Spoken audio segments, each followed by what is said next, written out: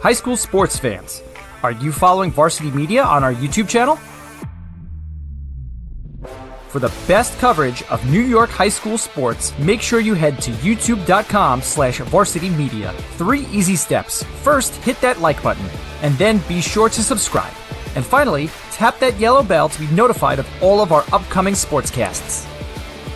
Thank you for following Varsity Media on YouTube. Hey everyone, I'm Kyle Collier. I'm the owner of StretchFlow and the developer of the StretchFlow system. We're very excited to announce that we have partnered with Varsity Media to help the next generation of high school athletes to recover faster, perform better, and make more plays. Our StretchFlow system has been developed and tested over thousands of hours with real-world athletes. Our technique uses assisted stretch, soft tissue therapy, and targeted muscle recovery to provide a relaxing, stress-free experience that returns your body back to ideal function so you can stay on the field and win. We know sports are tough, so stay in peak performance and condition with StretchFlow. You can message us directly on Instagram at stretch_flow, or you can call us at 516-336-9627. But make sure you use the code VM-FLOW to receive your $49 introductory session. Are you a local business looking for new and creative ways to promote your company? Varsity Media offers affordable rates that can get your message across to a demographic of 18 to 54 years of age. Our follower base across social media is over 50,000 strong, and our viewership numbers per game are in the thousands. Don't blow your advertising budget on old staples like TV and radio media. Reach out to Varsity Media to get the best bang for your buck.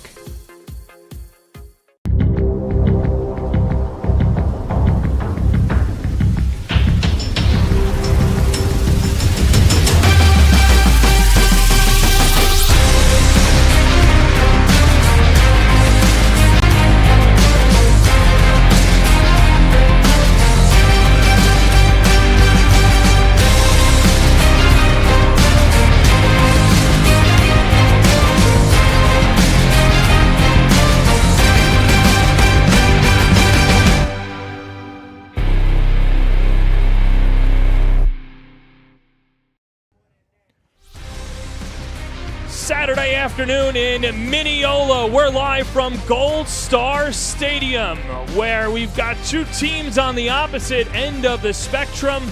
But of course, when St. Anthony's and Chaminade get together, you never know what to expect. It's the greatest rivalry on Long Island.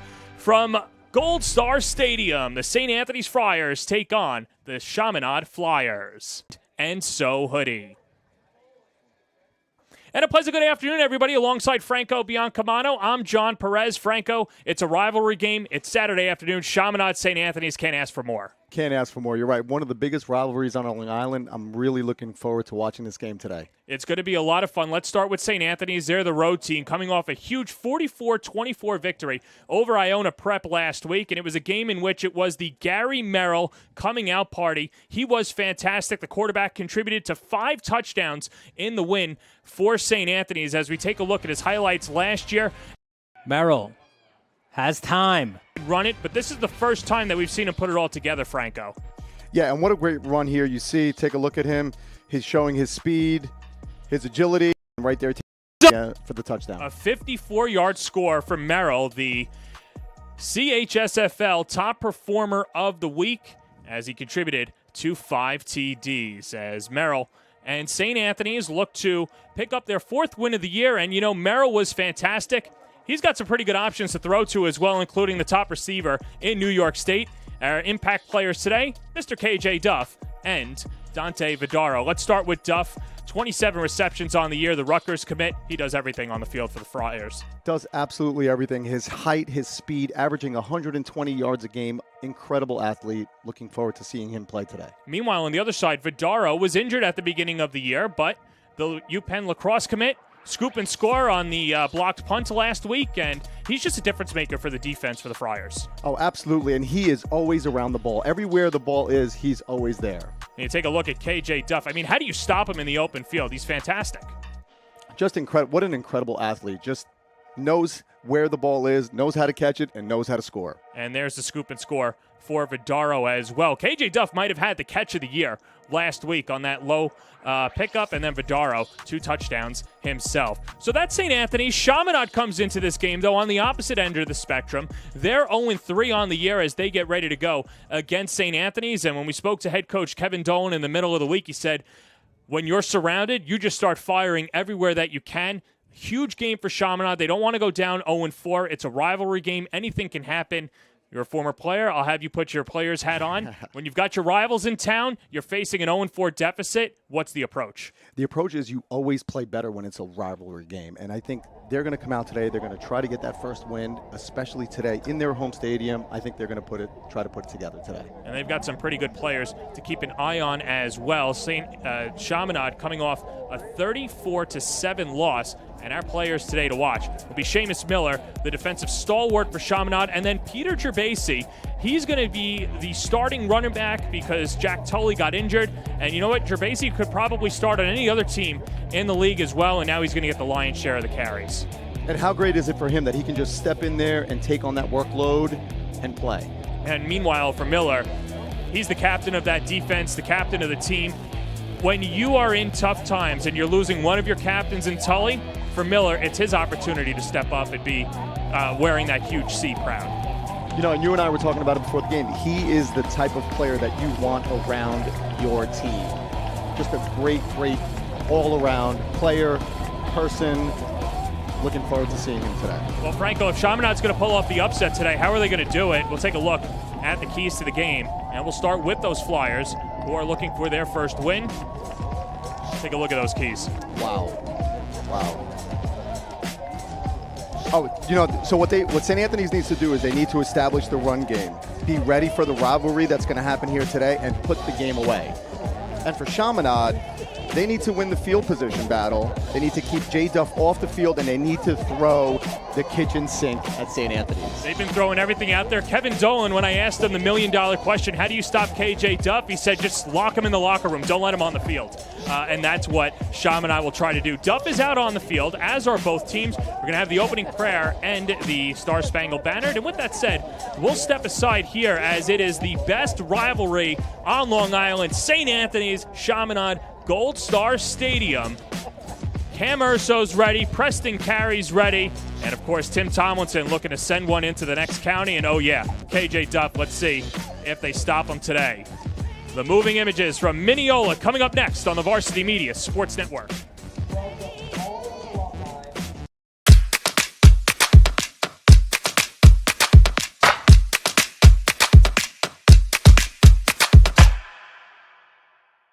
Hey everyone, I'm Kyle Collier. I'm the owner of Stretch Flow and the developer of the Stretch Flow system. We're very excited to announce that we have partnered with Varsity Media to help the next generation of high school athletes to recover faster, perform better, and make more plays. Our Stretch Flow system has been developed and tested over thousands of hours with real-world athletes. Our technique uses assisted stretch, soft tissue therapy, and targeted muscle recovery to provide a relaxing, stress-free experience that returns your body back to ideal function so you can stay on the field and win. We know sports are tough, so stay in peak performance and condition with Stretch Flow. You can message us directly on Instagram at stretch_flow, or you can call us at 516-336-9627. But make sure you use the code VM-FLOW to receive your $49 introductory session. Inside the 10 to the end zone. Oh, he's got a wide open receiver. KJ Duff.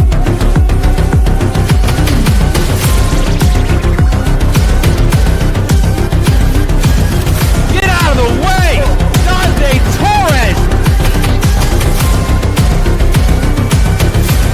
End zone. Touchdown.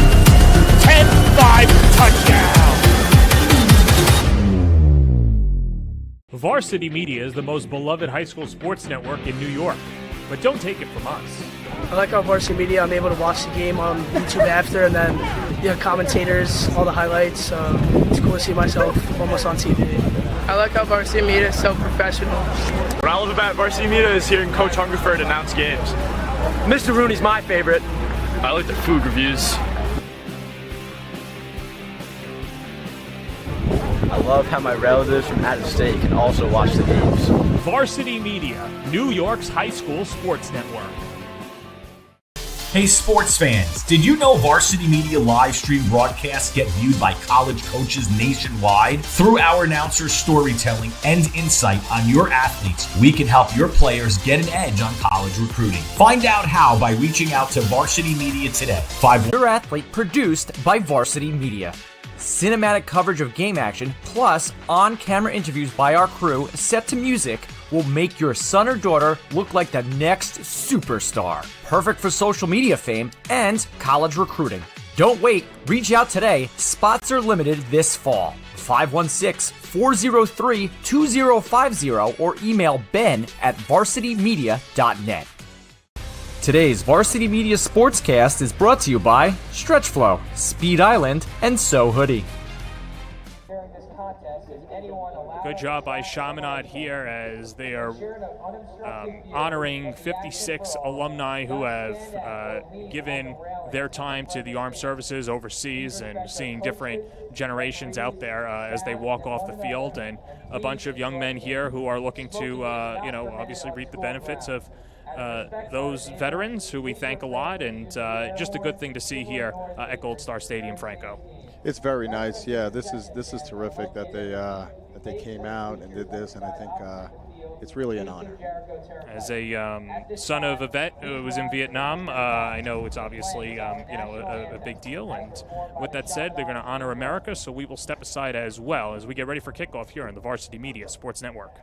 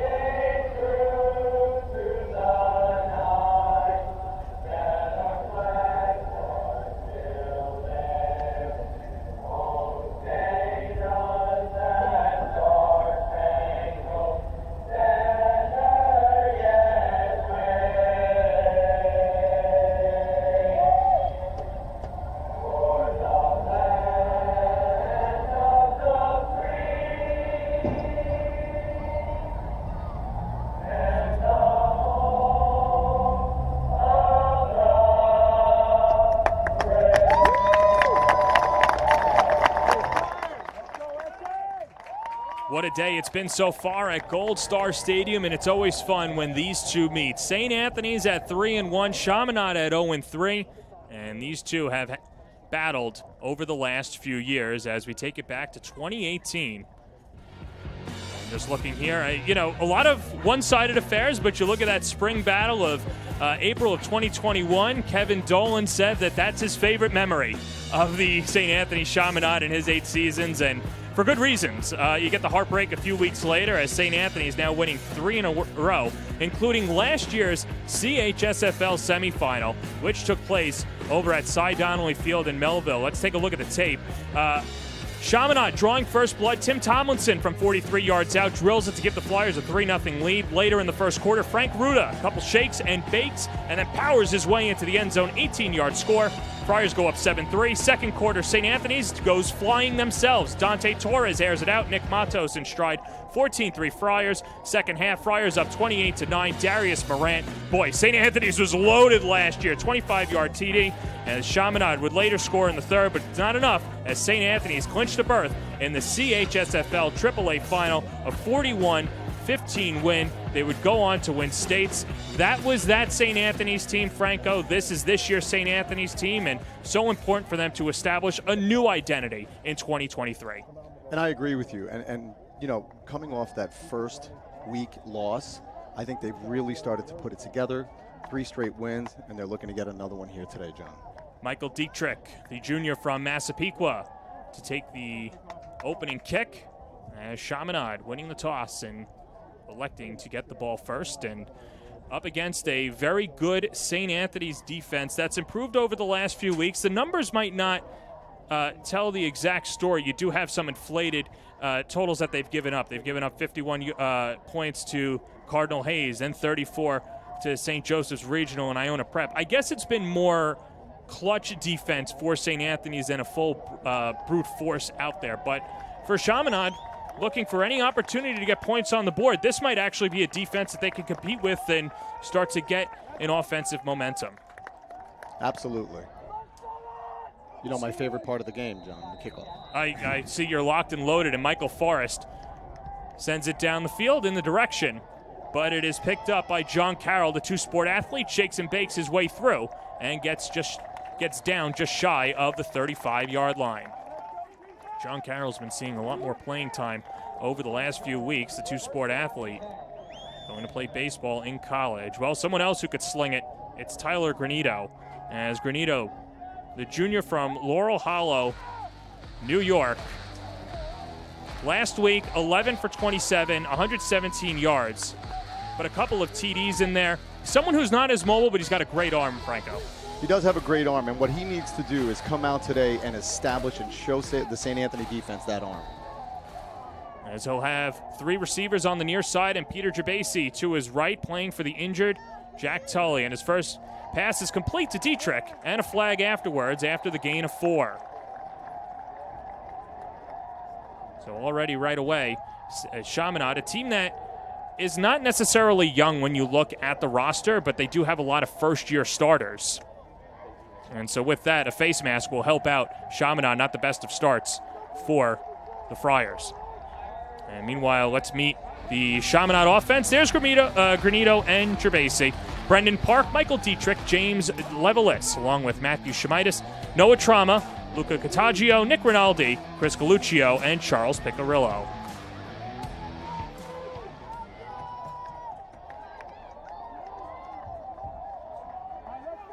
So 1st and 10 from the 49-yard line, and Chaminade, a team that wants to win the battle of field position, and they've got a good kicker to boot. As Granito on play action, tipped over the middle and incomplete. And that'll set up 2nd and 10, and we'll meet that St. Anthony's defense, like we mentioned, giving up a ton of points, but holding a very good Iona Prep team to only 24 points a week ago. Davin Foote, Preston Carey, who's gotten more offers than anybody has ever gotten at this point in their career. Dixon Charzuk, Cam Urso, Andrew Thompson, Sam Cook, Dante Vidaro, along with Kyle Bolello, Johnny Valerio, Brendan Ott, and Kevin Moore. And there you see big Preston Carey. 22 offers so far. He's only a sophomore. Georgia, Michigan, Auburn, Notre Dame, Rutgers, Tennessee in there. Can't think of a Power 5 program that hasn't offered him. There's Gervasi on 2nd down, powers forward, and a gain of 4. Yeah, and that was, and you said it, they need to come out here and they need to get established, and they started with really good field position. That was a nice run. Well, and one of the contrasting things, too, Franco, is that we've seen a lot of teams go at St. Anthony's with the finesse game. Chaminade, more a ground and pound team. Maybe that bodes a little bit better for the Flyers as they try and pick up their first win, try and punch St. Anthony's in the nose right away. And I agree with you, and I think it might have something to do with the rivalry. I know there's a mutual respect, but sometimes no love lost inside those 4 quarters. 3rd and 5. As Granito fires over the middle, incomplete. Just missed his receiver in Dietrich. And Kevin Dolan points to the special teams as they'll go out there, and a good stop for the Friars after giving up the face mask penalty. Yeah, that was a good stop. That was a great pattern. He just overthrew him by a little tiny bit. They're looking to punt and get in good field position. Dietrich, one of those guys that has really worked on his speed, worked with Mike Vanucci for the Long Island Wide Receivers Academy, and LI Wide Receiver Academy has their handprints all over this game. We'll talk about that later in, but we get to the special teams part of it, and for Tomlinson trying to pin St. Anthony's inside the 20 with KJ Duff back to receive. Takes a flyer bounce, and then is swarmed, and you could hear poison from here. Chaminade downs it at the 12. Yeah, and I was watching Thompson during pregame warm-up, and he's got a big, big leg. And as you can see from right there, anything inside the 20-yard line is a good thing. And he'll give it off to Gary Merrill, like we mentioned, player of the week in the conference a week ago. I mean, it's like a video game for Gary Merrill. He leads the entire league in rushing yards. He's only a quarterback. He's been fantastic. What a find for the Friars. Yeah, and he's really come out and established themselves, and here we go. As Merrill throws it into the flat on first down, he's got John Russo galloping forward, and Russo finally leveled by Will Hanley, the junior from Williston Park, his 14th tackle of the year. Well, Chaminade's defense has their work cut out for them today, but they'll have to deal to this offense for St. Anthony's. Merrill, Alfaro, KJ Duff, Anthony Kenner, along with Johnny Russo, Braden Mean, Matthew McGregor. Ryan McNaughton's been playing a fantastic job at the left guard. As quickly, it's Braden Meem on second and short, picks up the first down on the slant before being tackled by Brian Knapp, the senior from Garden City. And with that said, here is that defense for Chaminade. Welch, Viscardi, Malaire, Knapp, Miller, Schmidt, Cacciola, Marshall, Hanley, Cuomo, and Landrum. St. Anthony's really wasting no time. Here's Alfaro bouncing forward and driven back after the gain of 3. Yeah, and after a couple of passes thrown, they're trying to establish the run game. Couldn't get through that hole on that one. Alfaro, a very dynamic runner. He's 11th in the league in rushing yards.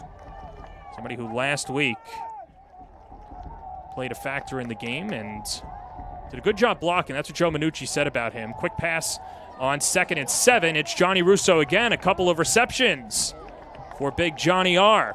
And he lost the football. Chaminade says they have it. We'll wait for the confirmation, and they do. Big stop for the Flyers. It was Eamon Welsh in there with John Marshall. Yeah, and a quick, and there you go with Merrill right there, throwing a quick pass. Great hands right there. You just got to hold on to that ball. He's fighting for the first down, as you can see right there. And right there, strip the ball. Miller stripping the ball, doing a great job. And Chaminade gets great field position to start. Well, we talked about why he was one of our impact players, and Miller making his presence felt, and now Chaminade would love to put points on the board after the early turnover. That was something that we saw against Iona Prep earlier in the year. The Gales came to Gold Star Stadium week 1, winning 31-7. But Chaminade had a turnover, scored a touchdown. Since then, Iona Prep had their way with him as Gerbasi on first down. The gain of 4 before being rallied and gang tackled by St. Anthony's. Preston Carey in there with Sam Cook. And this is what they need to do here. They need to just settle down and run the ball and get that first down and just move down the field. And how much juice does it give you on the bench after you get that turnover and you've got some good field position? And like you and I discussed in the beginning, it's that rivalry. It's that excitement. Well, Dolan said the scouting report, we got to go at St. Anthony's. We have to go through them. And, for a team that was picked to finish 5th in the CHSFL, certainly not living up to that expectation here, but they still got 5 weeks left in the regular season and the postseason. That's where they want to be number 1. On second down, nice catch, Mike Dietrich at that first down marker before he gets wrestled down by Andrew Thompson. Dietrich with his first catch of the day. Yeah, and you can see here on the replay. Good throw, good pattern, great catch by Dietrich, holding onto that ball and getting down there. One thing that he worked on was his catch radius, and one thing with wide receivers too, and you probably know this a little bit more too, you don't want to show that you're actually going to catch the ball because you're kind of giving a tell away to the defense. Sure. And that's something that they work on specifically. Chaminade coming off the field. Looks like a timeout was called. As Granito goes back to the bench to speak to Dolan. This is a Chaminade team that is just looking for any offense that they can. So no timeout. They're going to bring out the chain gang and see how close this is to the first down marker. This is the difference between first down and 3rd and 1. Yeah, and it looks like they're going to be a little bit short. Now, you and I spoke about it before the game. I mean, they are in field goal range here. And I think if they don't get this first down, I think they do need to go for that field goal. Yeah, and that's the thing with St. Anthony's, right? You have to continue to put points on the board. Yes, you want touchdowns, but when you've got Tomlinson, who is itching to get his first successful field goal of the year, anything inside the 30, Kevin Dolan says he's got no issues letting Tomlinson boot it away. 3rd down and 1. Battaglia and Gerbasi in the backfield with Granito. Check that, the direct snap on the Wildcat. That's Tim Murphy. Kevin Dolan rolling out the different tricks, and that's something to keep an eye on too today. Granito, we know he's not very mobile, so Chaminade goes to the Wildcat. And on that time, Tim Murphy picks up the first down. Yeah, and he did a great job. If you watch the replay right here, following his blockers and getting that first down. This is what they need to do to establish their presence here today. I know it's been the talk of the football world. No tush push on that last play.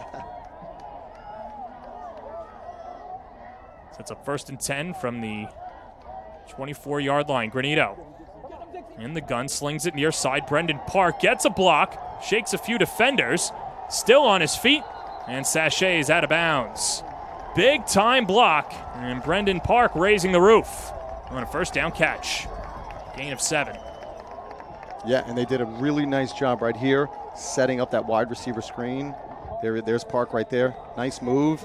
Great block by number 55. Noah Trauma, and get a first down. I know that juiced up the Chaminade bench.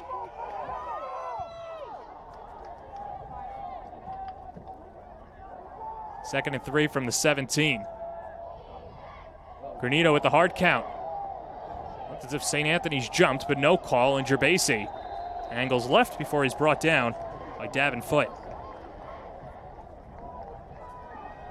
Davenport, one of those guys that is just so good at picking up different blockers, getting around his defenders, and getting to the football. Yeah, really nice job on that play. Way to close in on the ball.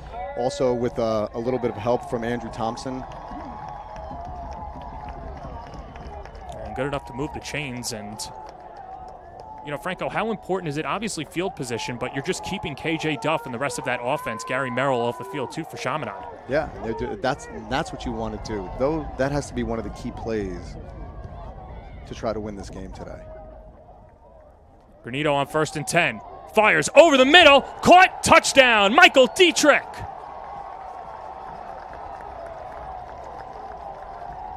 From 14 yards out, Michael Dietrich picks up his 2nd TD of the year, and the Flyers open up the scoring. They lead at 6-0. Yeah, and watch this replay. Dietrich, great route, comes all the way across the field. Great throw, right in his hands. Touchdown. Nice job.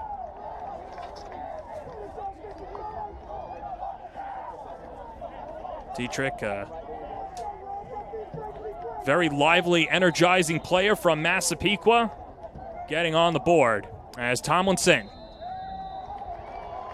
drills the PAT, and Chaminade strikes first. A 7-0 lead for the Flyers here on the Varsity Media Sports Network. And with that said, everybody on Long Island was inundated with the rain yesterday, so the CHSFL got ahead of it, Franco. They pushed all the games that were supposed to be last night to later in the week, and so this is what's going on today. Holy Trinity takes on Ford and Prep Mont. Senior Farrell, who we'll see in a few weeks, off to a 3-1 start. Good rivalry win over Moore Catholic, too, a last-second field goal. I know that jazzes you up.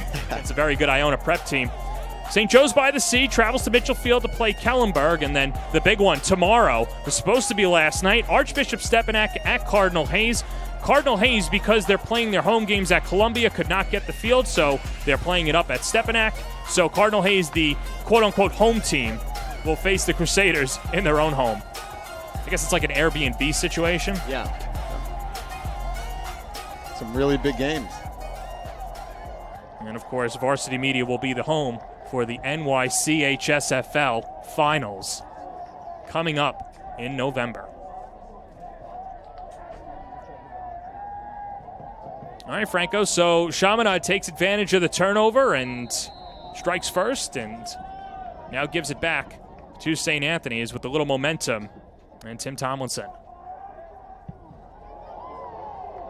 Duff back to receive. It's in the end zone. Duff makes the catch because he catches everything. And St. Anthony's will take over at the 20. A nice boot. You and I were talking about it earlier, with Tomlinson having 7 touchbacks already, giving them good starting, giving them their defense good field position. I think the big thing about Tomlinson that's very interesting and something that I'd love to ask you about because you went through the process. When you're a kicker, it's funny because there's so many different avenues that you can go, but when you look at Tomlinson, do you see him as like a field goal kicker, a punter, or someone that hasn't developed himself yet but will find it at the next level? Yeah, I think watching him in pregame warm-up, he can do it both, and he might be able to do both in college. He can do field goal, he can kick off as we just saw with the touchback, and punt. I think he looks more like a field goal kicker to me. Big leg. Well, every team needs a extra point and clutch field goal kicker as Alfaro picked up 4 on the first down. And now Merrill set to go, low snap, scoops it up, play action over the middle, and he overshoots Johnny Russo. Incomplete. Oh, Merrill. He probably wants that one back. Wide open right there, Russo. Well, Merrill, one of the top lacrosse players on Long Island and in the nation. In fact, had John Danowski from Duke University scouting his game last week. And, somebody who has just been thrown into the quarterback position, but Benucci loves his athleticism and feels he can handle it. Rolling out on third down, tucks it himself. This is why he's so dangerous. Merrill's got a first down. The play's never over when Gary Merrill has the ball. And you said it. There you go. He was looking for someone to throw. Everyone was covered. Tucked the ball away. How about the job and the nice block on the right side by Chris Novelli to open up the hole for him? Yeah, those big offensive linemen for St. Anthony. First down from the 40, still on his feet, gets to midfield. 15-yard gain for Christian Alfaro. Someone who's got great speed, but he's really shown a toughness and grit in 2023. Yeah, and there he goes right there. As soon as that hole opens up, he's in there full speed, and a really, really nice tackle by Marshall, or that would have been a touchdown. Alfaro back-to-back gives, and a pickup of 4 before he gets gang tackled, led by Ronald Pitaro on the takedown.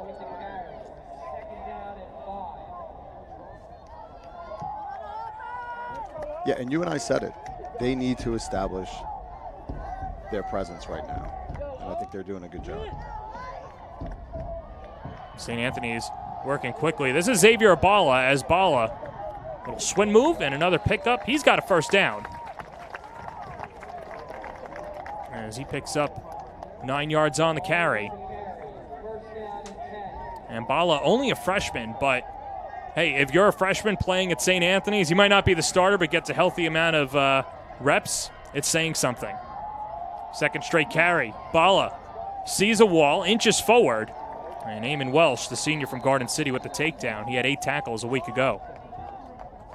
Yeah, and you said it. If you're a freshman playing at St. Anthony's, you've got some talent, and he's really showing it right now, running the ball. Second down and 6. We've got Russo, Duff, and Meme on the near side. Ball in the backfield as Merrill gets ready in the gun. Slings it, Russo. Third catch of the day, angling forward, and is leveled. Will Hanley makes his presence felt after Russo, the gain of 4. And Merrill really getting that ball off quick, getting it to Russo. So now on 3rd and 1, you'll see number 99, Preston Carey, coming on. We mentioned how much of a brute force defender he is. Now an extra blocker.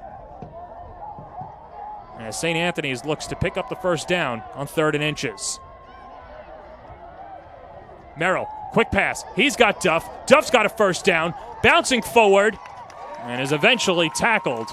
And after the big gain, KJ Duff, his first catch of the day. Sets up Chaminade. 1st and goal.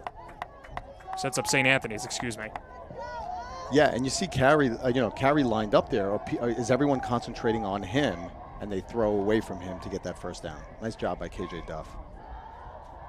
Bala spins a first tackler. Flag is down before Dean Schmidt made the tackle.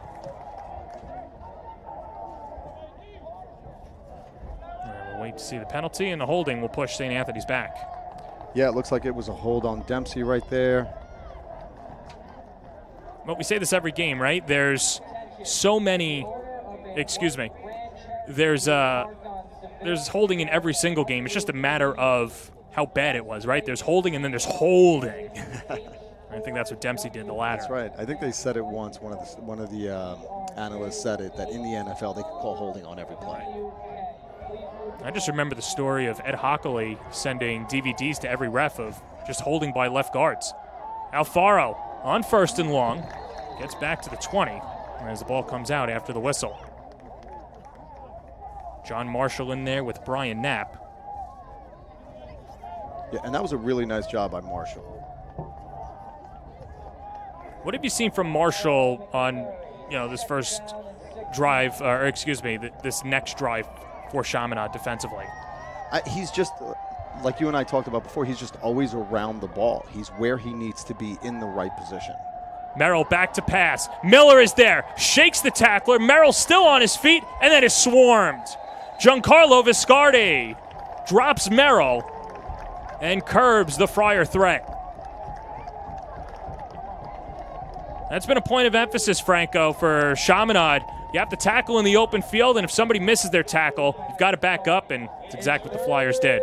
Yeah, and what an incredible play by Miller, getting in there and not letting Merrill get to the outside. Again, this is what they want to do right now by Chaminade. 2.5 minutes to play in the first. 3rd and a country mile. 3rd and 20. Merrill skips it over the middle. He's got Russo to the end zone. Touchdown. Merrill threads the needle as Johnny Russo finds the end zone for his first career varsity touchdown, and St. Anthony strikes back. Take a look at this. Merrill does such a great job on this play. He's looking for his open receiver. He's looking. He's thinking about running it, and right there, he finds Russo in for the touchdown.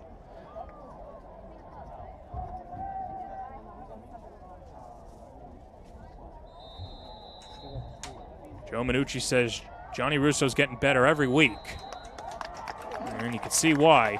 4 receptions in the first half as the extra point is drilled by Michael Forrest. Later stages of the first quarter, we're tied at 7. We'll take a break here on the Varsity Media Sports Network.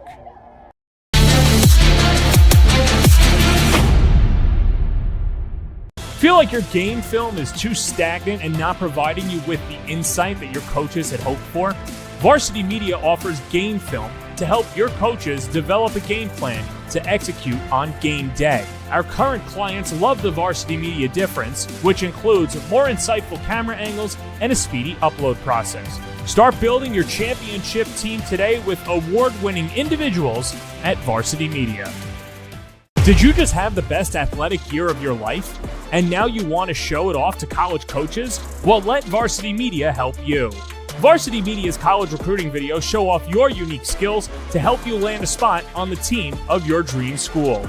We'll provide music, spot shadow effects, and a link to send to your next coach. Contact us today for more information. Don't rely on word of mouth or cold emails. Let Varsity Media help you take your game to the next level. Johnny Russo finds the back of the end zone for St. Anthony's as we're all even, and Michael Dietrich, who had the Chaminade touchdown, sends the Di Gregorio kick to the 26-yard line. Franco, you got to love rivalry games. These two teams just throwing haymakers in the first half as Chaminade's offense goes back out to play. What are you looking for them as they go up against the teeth of the St. Anthony's defense? Well, for Chaminade, what I think they need to do is they need to just keep playing the game that they're playing. Don't try to overdo it. March down the field and try to get back into the end zone. I think one thing that we saw a few times on that last drive was the Wildcat for Chaminade, which might be something new that we see out of the Flyers and their offense this year. Dietrich, the man in motion. On 1st and 10, Gerbasi. And and goes right into the mouth of the St. Anthony's defense. A slew of defenders in there. Davin Foote, Preston Carey, as well as Kevin Moore. All in there on the tackle with Dixon Charzuk. Yeah, and it's funny. Offensive linemen love this. They love to just run the ball, run the ball, run the ball. And they're doing a nice job. 5 yards out of clip. That's fantastic. So a timeout on the field.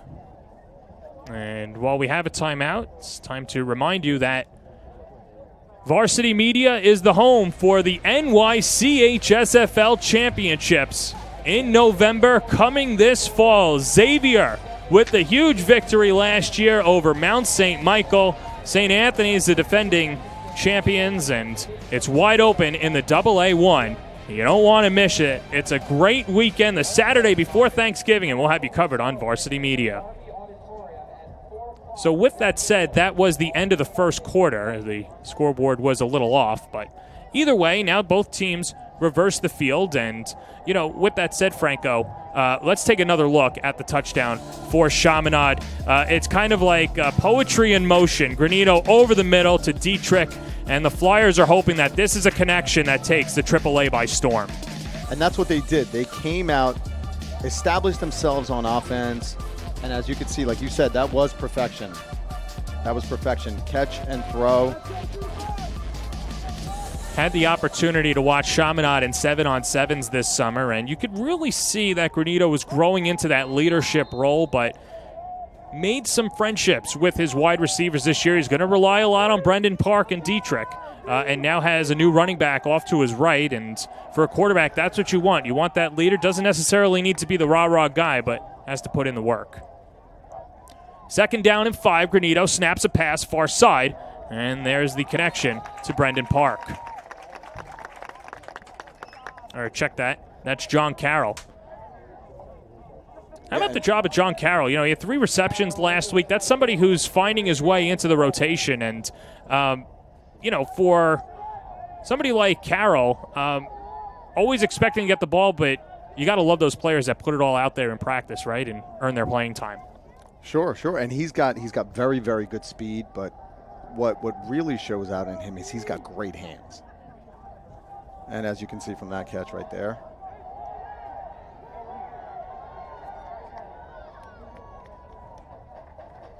Third down and 4. And the give. Up the middle, nowhere to go. As Lucas Mundy is stopped. Or check that, Battaglia is stopped in the middle. Tim Battaglia stopped, and this will bring up 4th and short. Yeah, and that was a really, really nice job by St. Anthony. That front line really, really put a lot of pressure on there to stop him and force the punt right here. So Tomlinson back to punt.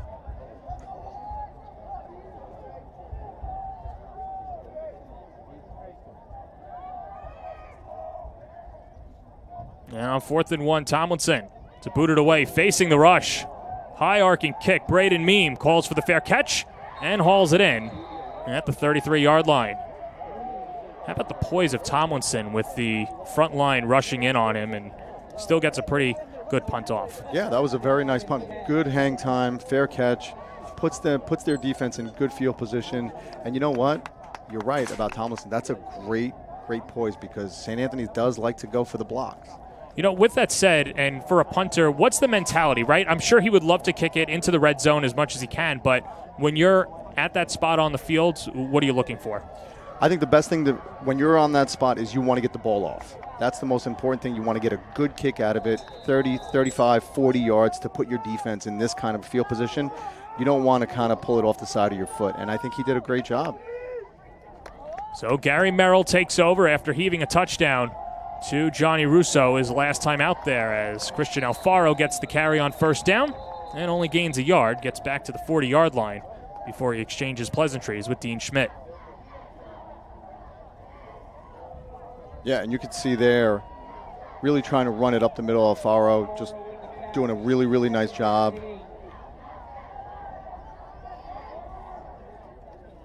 They give him an extra yard, 2nd and 8. Merrill, the straight keeper. Sweeps it far side, and another gain of a pair. Boy, that jet sweep for St. Anthony, so tough to stop. Yeah, and that was a really, really nice job by Brendan Howard coming across and making that tackle. Nice job from that middle linebacker spot. Well, one of the biggest issues that Kevin Dolan says is stopping a team on 3rd down, as St. Anthony's get set to go 3rd and 5. Play action over the middle. He's got Duff too easy. At midfield, and Duff is brought down on a big tackle by Will Hanley, and Duff could have ran for days. You said it earlier. They want to leave him in the locker room. Look at this target. Great fake here. Great throw by Merrill right there down the middle. And there goes Duff. Big target. Big target. Nice play. Alfaro on 1st down. And he's got another 8-yard pickup.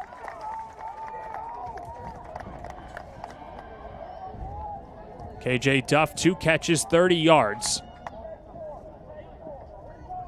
And we mentioned that he averages north of 100 yards per game, 121.8, but who's counting? As Merrill, quick hitter.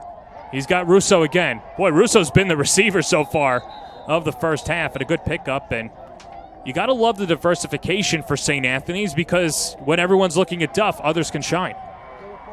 Yeah, and when your number is called, that's, like you said, that's when you have to shine. And I think Russo's number is being called today, and he's doing a magnificent job out there.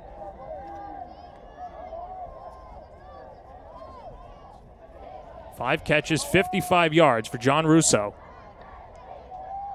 And on 1st and 10, Alfaro has a seam inside the 20. Look at Alfaro go before being spun down by Luke Cacciola. Another big pickup for Alfaro as St. Anthony starts to march towards the end zone. Yeah, and let's take a look at this. Alfaro right there. Great block by the offensive lineman, running outside, showing his speed. Big hit by number 35, but that was a great gain. Nice hit by Marshall. You know, Marshall, a Melville native, might be seen as a Benedict Arnold for St. Anthony's, as Russo has another catch, gallops forward, and another gain of 8. Yeah, they're doing a great job of just getting that ball out quickly. Quick throws, and Russo and the rest of the wide receivers are doing a really nice job of gaining yards.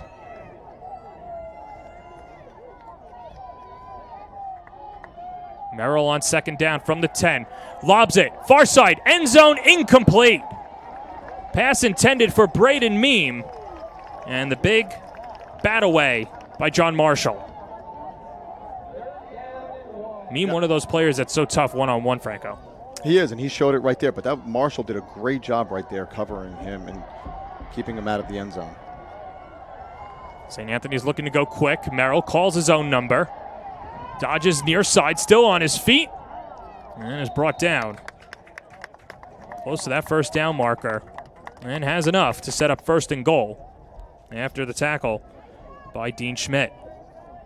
Yeah, and nice pursuit by Dean Schmidt right there. You know, he's Merrill showing that speed, but that was a really nice tackle, grabbing him before he got into the end zone.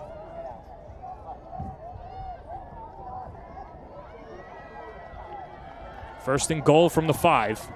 Xavier Bala in the backfield. Duff alone, near side. Lob to the end zone. Almost made the catch, but incomplete. Well, you hear the old adage at St. Anthony's, you throw it up, KJ will catch it, and not that time. Good defense by the Flyers. Yeah, and take a look at this replay. He throws it up for grab for KJ Duff, and look at this catch. He almost comes down with an Odell Beckham kind of a grab, which would have been absolutely phenomenal right there. That was John Marshall again. Let's see if they pick on Marshall for a 3rd time. He already stepped up to it. Bala up the middle and dragged down Luke Cacciola. Cacciola with 22 tackles coming into today's game, the senior from Wantagh. Someone who was a running back a year ago saw that Tully and Gerbasi would be getting the lion's share of the carry, so he told Kevin Dolan, I want to play, put me on defense. And Dolan said, you got it, bud. And a great tackle by Howard right there. 3rd and goal. Merrill has a few blockers. Towards the end zone. Is denied. Big time stop by famous Seamus Miller as this sets up 4th and goal from about a yard out. Look at this replay. Miller, you and I talked about it before the broadcast. He's like a Brian Urlacher, just always finding his way to the ball. Great hit from keeping them in the end zone. The front line for the Flyers standing tall. And looking for one more stop as Joe Minucci gives the orders and gets ready to go for his team, and now comes out on the field, and a timeout is taken by St. Anthony's as they'll talk it over. So, Franco, with that said, I'll have you put your coaching hat on. What kind of player you're drawing up? You've got a lot of options, but you don't want to overcomplicate it for these guys. You know, it really, they want to come out and really show that they're going to put it in. They want points on the board. Putting my coaching hat on, me, personally, I would go for the field goal. I would try to put 3 points on the board. That's just me. I could probably kick field goals all game, but no. You got Michael Forrest back there wearing number 39 in white, and he kicked a field goal last week from 20 yards out. Still practicing his punting over there, so it looks like St. Anthony's will go for it, and with the way that Chaminade's defense has been performing, you don't want to give them any hope, and you want to probably go right at them. Well, you know, Coach is probably thinking as well. Coach Minucci is thinking, hey, look, we're on the 1 yard line. If we don't get it, we have great field position for our defense. So that could be a great thought process behind this.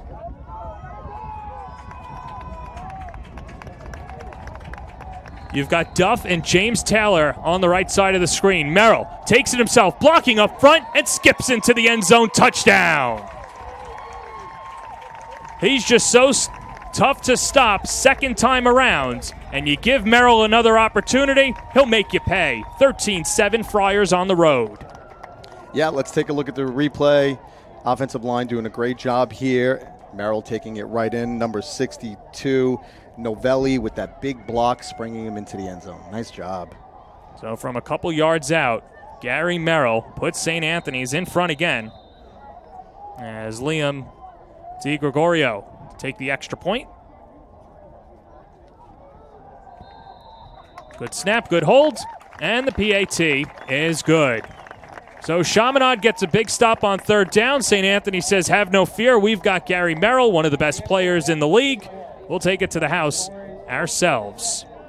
As St. Anthony's with a 14-7 lead midway through the second half. Well, don't leave us at halftime. We've got a lot coming up here on the Varsity Media Sports Network. Had the opportunity to go to Salisbury Tavern right down the road in Westbury. You're not going to want to miss that. And then the top plays of the week for last week on Long Island. And Franco, the amount of DMs that I've heard from our social media team of players that did not make it, you certainly want to miss. You don't want to miss this. And we've got some halftime stats and more. It's all coming up at halftime here on the Varsity Media Sports Network.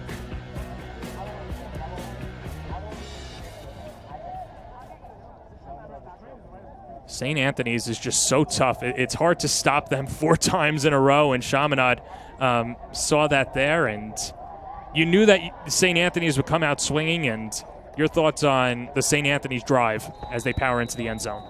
The St. Anthony's offense is showing a lot their weapons. You can see how many weapons they have. KJ Duff, Russo, running the ball. They're doing a fantastic job, and they're really showing it. Matt Chaminade with the 15-yard pickup on the kickoff return as Tyler Granito goes back out there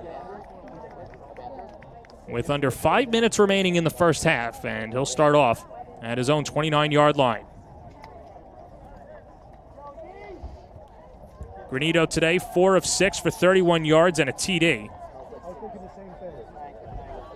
As Chaminade has done a good job of diversifying their offense, and I guess a good mix of run and pass.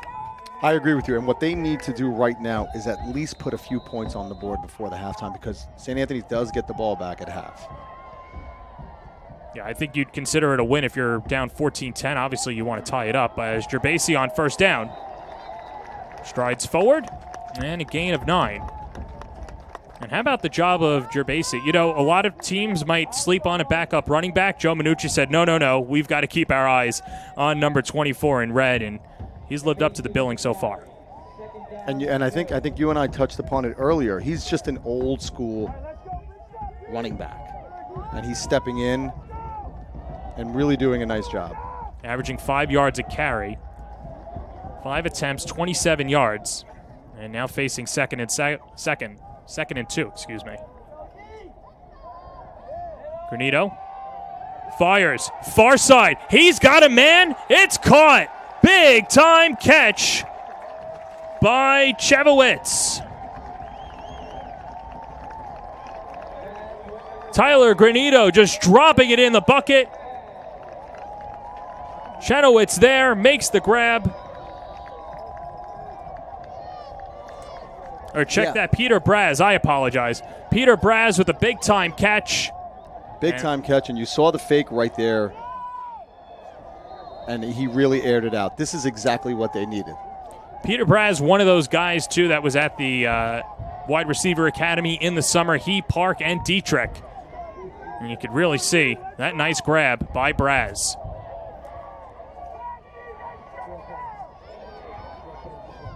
Under 4 minutes to play in the first half. Trips receivers near side. One hitter, Dietrich, has the catch and shuffles forward. Andrew Thompson pushing Dietrich out of bounds after the gain of 1. Yeah, and really doing a nice job there. Get the ball out. Let's gain some yards. Let's move the ball down like you and I talked about. Let's get some points on this board before the half. Kevin Dolan said with, and I quote, a hush at the back of Tomlinson. He'll have him kick it from 30 yards and forward, from the 30-yard line and forward. That's where Chaminade is right now. Still plenty of time before the end of the first half. Nickel package for the Friars. Gerbasi up the middle, has a seam, and a first down. Big-time run, Peter Gerbasi puts the Flyers in the red zone. Yeah, and take a look. What a great job the offensive line does right here. Gerbasi right here takes it. Look at that hole. I mean, I can probably drive my truck through there. Great job there. Very nice job by Lucas. Cottagio there. Cottagio there. Great job. First down and 10 from the 14. And a flag, and that's going to be an illegal substitution against Chaminade. So 2 steps forward, 1 step back.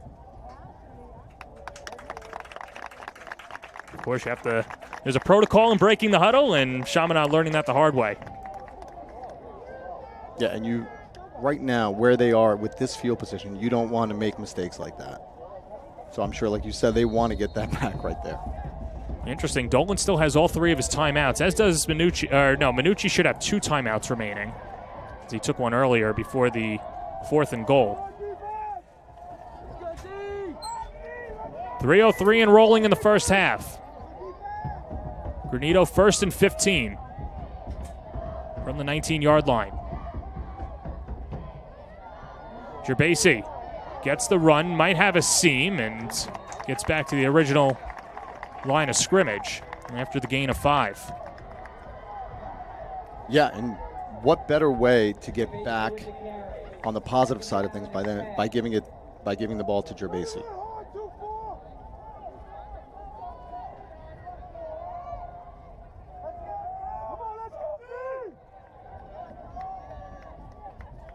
Chaminade just tough losses the first 3 weeks of the season and giving up a ton of points. They've got one of the best teams in the league on the ropes, still trailing 14-7.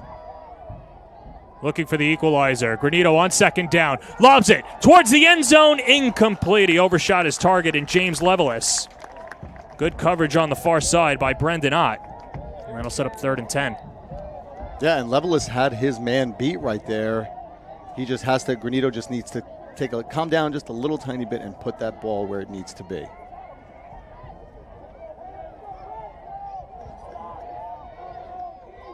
I think Chaminade, at the very minimum, would love to get a first down and just to play a little abacus football here. You get the first down, you could waste some time, try and get some shots in the end zone. If not, you've got Tomlinson for the field goal. But maybe I'm just thinking ahead. I don't know. That's my Madden brain. 2:06 to go, 3rd and 10. Granito spins it over the middle, incomplete. Tried to go to Matt Chaminade. And that'll bring up 4th down and the kicking unit. Yeah, and he had Chaminade open right there. He just threw it a little bit behind his shoulder. And this is what you and I talked about earlier. Let's get some points on the board right before the half.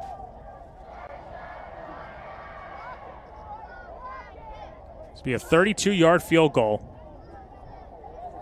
for Tim Tomlinson with just over 2 minutes to go in the second quarter. Tomlinson 0 for 3 on the year in field goal attempts, 3 for 4 from the PAT. Mario Barrio Canal, the holder. Kick has the distance, and it's good. First field goal of the year for Tomlinson as Chaminade gets 3 points back. As St. Anthony's with a 14-10 lead under 2 minutes to play in the first half. You're watching the NYCHSFL football presented by Stretch Flow on the Varsity Media Sports Network. Granito, varsity quarterback at Chaminade, and you're watching Varsity Media.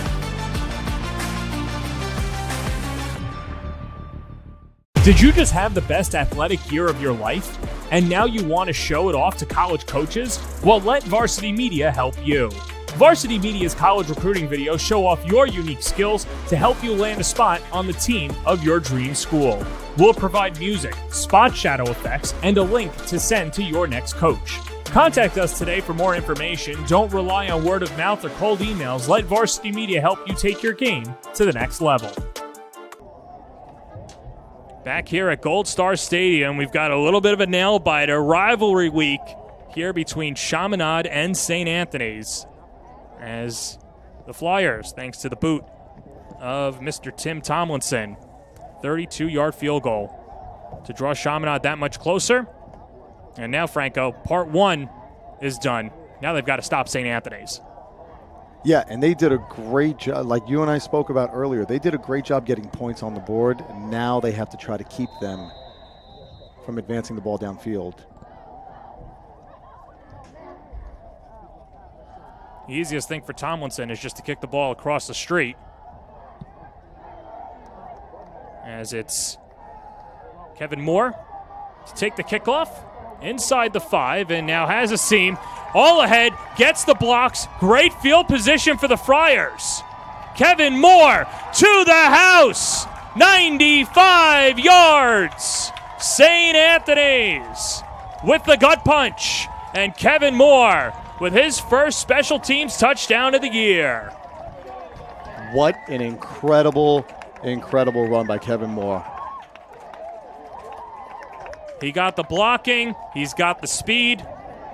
Tough to break down. And check that. That might actually be a 97-yard return. Yeah, and take a look at that. What an unbelievable block right there, which springs him to take it all the way down to the house. And look, that was a great kick. Really good hang time. He just kind of followed his blockers, and that's where he scored. Breakdown on special teams, but St. Anthony's, what a knock. And now we've got the extra point coming up for Michael Forrest. As Forrest takes his time, delayed snap, but fires it to the left. And it's no good. St. Anthony's leads it 20-10. But Kevin Moore, the recipient of the Speed Island Speedy Play of the Game. Improve your strength today, located right here in Garden City with Onyx Salva. Visit them today at www.speedislandny.com. To take another look, I mean, here's the speed on full display. Get some help with the blocker. KJ Duff just leveling a Flyer. And that is the main reason why he sprung him loose right there. What a great block by KJ Duff. And then Moore doing a great job avoiding tacklers and getting in for the touchdown. Nice job. Johnny Russo had another block there as well as he moved Lucas Mundy to the turf, and the wide receivers for St. Anthony's doing a good job on special teams, as Kevin Moore, the starting DB, giving St. Anthony's a little bit more breathing room. 94 seconds left to play in the first half. Franco, if you're Kevin Dolan, you're the head coach for Chaminade, you knew that you would get the best out of St. Anthony's. What do you expect here with 94 ticks to go? Well, let's get the ball. Let's get some positive yardage, or let's not try to give up the ball, and let's get into halftime, down 10 points, and gather our thoughts back up. That's what I would do. They might take a knee right now and just take it into the locker room. You think so? Not taking a shot if they can get a field goal or touchdown? No, I think they're going to take a shot.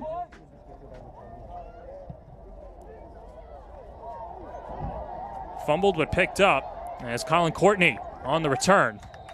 And Courtney wrestled at the 30-yard line. It's okay, 1:29 to go in the first half. Tyler Granito and the offense have 70 yards to go to get into the end zone. And Chaminade has all 3 of their timeouts remaining. Yeah, I would take a couple of deep shots. What have you seen out of the wide receivers so far for Granito? It looks as if they've expanded the playbook a little bit and not really running slant patterns. Granito's been able to air it out. Granito's doing a fantastic job. I mean, if he can get open, I think Dietrich is doing a great job. If Dietrich can get open, Granito can really, really get him the ball. I think we have something great. First and 10 from the 30. Gerbasi up the middle. And a gain of 5. Preston Carey drags him down. Dixon Charzuk in there as well. Chaminade will hurry up. 2nd and 5. Pair of receivers on both sides. Granito back to pass on 2nd down. And is denied. Dixon Charzuk with a big takedown. Can't allow that to happen for Chaminade as Charzuk, someone who has been gaining more and more playing time, making his presence felt late in the second quarter. Yeah, and Granito right here is looking for Schwartz looking for number 17 Schwartz down the sideline, and didn't have enough time there. Kevin Dolan takes a timeout and will talk it over with his team. Joe Minucci has to be happy with what he's been getting from his defensive unit so far. Not making it easy for Granito. As Chaminade trailing by 10, 55 seconds to go. And you're right, Franco, on 3rd and long. Kevin Dolan with the decision to make. And before we get to that decision, just want to remind everybody out there, follow us on social media by scanning the barcode above over there. Send you to all our social media channels. But, okay, you're Kevin Dolan. What play are you drawing up here, and what do you want to see from your offense? Well, my offense right now, I want to get the first down. I want to do everything I can to get the first down. That way we can at least take it in. We do not want to punt the ball to St. Anthony's right now. There's a lot of time left on the clock. I'm looking for a draw. Yeah.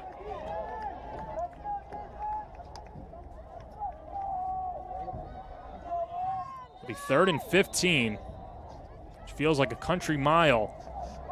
As the Chaminade offensive line have to set up against the big boys of Carey, Urso, Cook, and Charzuk. Granito in the gun and a couple of receivers near side. Gerbasi, there's that draw up the middle. Sees it, fights forward. And Gerbasi with a pickup of 10. Still be short. And a timeout taken by St. Anthony's. Now we're thinking about, when you asked me earlier about the punter's mentality, now we need to just get the ball off. Get the ball in our hands and get that ball off. We do not want to put St. Anthony's in any kind of field position right now. As a punter, you're trying to get it as far as you can. Do you want to try and pin it out of bounds? What's on the table there for Tomlinson if he gets it off? So what I'm looking at right now is, are they going for the all-out block? Or are they going to set up a return to try to get some good field position, maybe kick a field goal out of this? But if they're going for the all-out block, we need to get a really good snap right now, and we need to just catch the ball and get that punt off so it doesn't get blocked. Doesn't really matter where it goes. Just get that ball off. So Tomlinson waits for the decision. Already a field goal today and a couple of blocks. A massive boot. And he's drawn some interest from Power 5 schools such as Penn State, Ohio State.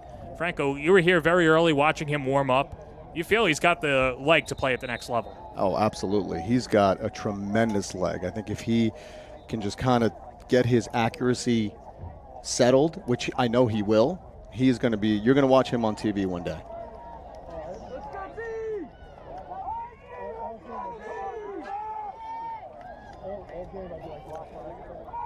Yeah, and from the looks of it, it looks to me like St. Anthony's going to set up for a return. Got KJ Duff and Braden Mean back to receive. And St. Anthony's with a 10-point lead. Tomlinson puts it straight up in the air. Duff angling towards the sideline as it takes a flyer bounce and jumps out of bounds at the 25-yard line. We're going to have roughing the kicker, just so you know. Okay. Tomlinson did a great job leaving his leg up, and they set up the return, but they also went for the block.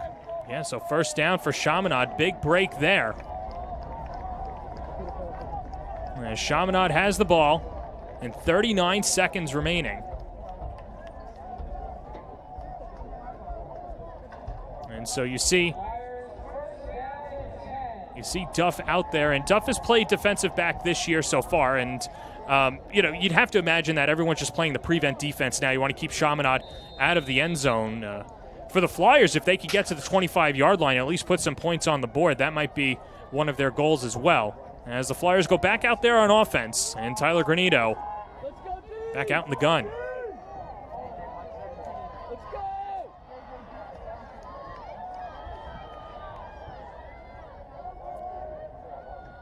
Granito, high snap.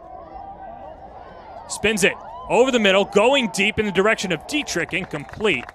KJ Duff and Brendan Ott with the coverage. Look at the size difference between those two. Yeah, and he did a great job, really. He was there for the coverage. You know, the coach is always going to say, don't let anyone get past you. Well, that's one thing that we saw for St. Anthony's last year. They had Ian Strong, who's now playing at Rutgers. Was recruited by the Scarlet Knights as a defensive player, really showed out in training camp, so now he's a two-way player. He was a two-way player for the Friars last year as they went 11-1 en route to their first state championship in program history. Second down and 10, Gerbasi the draw, angling near side. Still on his feet, and then wrapped up. Preston Carey with the final takedown after first contact by Kyle Bolello. Bolello, the Brown lacrosse commit. And it'll be fun to see where Carey plays on Saturdays and possibly Sundays.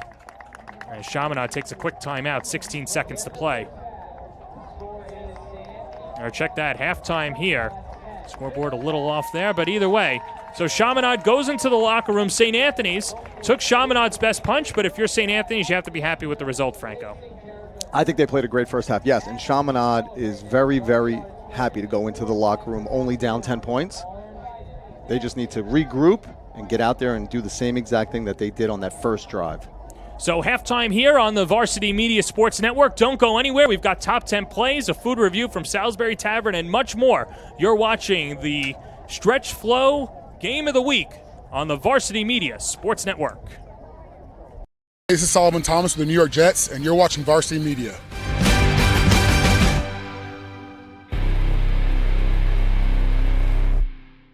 Hey everyone, I'm Kyle Collier. I'm the owner of Stretch Flow and the developer of the Stretch Flow system. We're very excited to announce that we have partnered with Varsity Media to help the next generation of high school athletes to recover faster, perform better, and make more plays. Our Stretch Flow system has been developed and tested over thousands of hours with real-world athletes. Our technique uses assisted stretch, soft tissue therapy, and targeted muscle recovery to provide a relaxing, stress-free experience that returns your body back to ideal function so you can stay on the field and win. We know sports are tough, so stay in peak performance and condition with Stretch Flow. You can message us directly on Instagram at stretch_flow, or you can call us at 516-336 9627. But make sure you use the code VM-FLOW to receive your $49 introductory session. Inside the 10 to the end zone. Oh, he's got a wide open receiver. AJ Duff.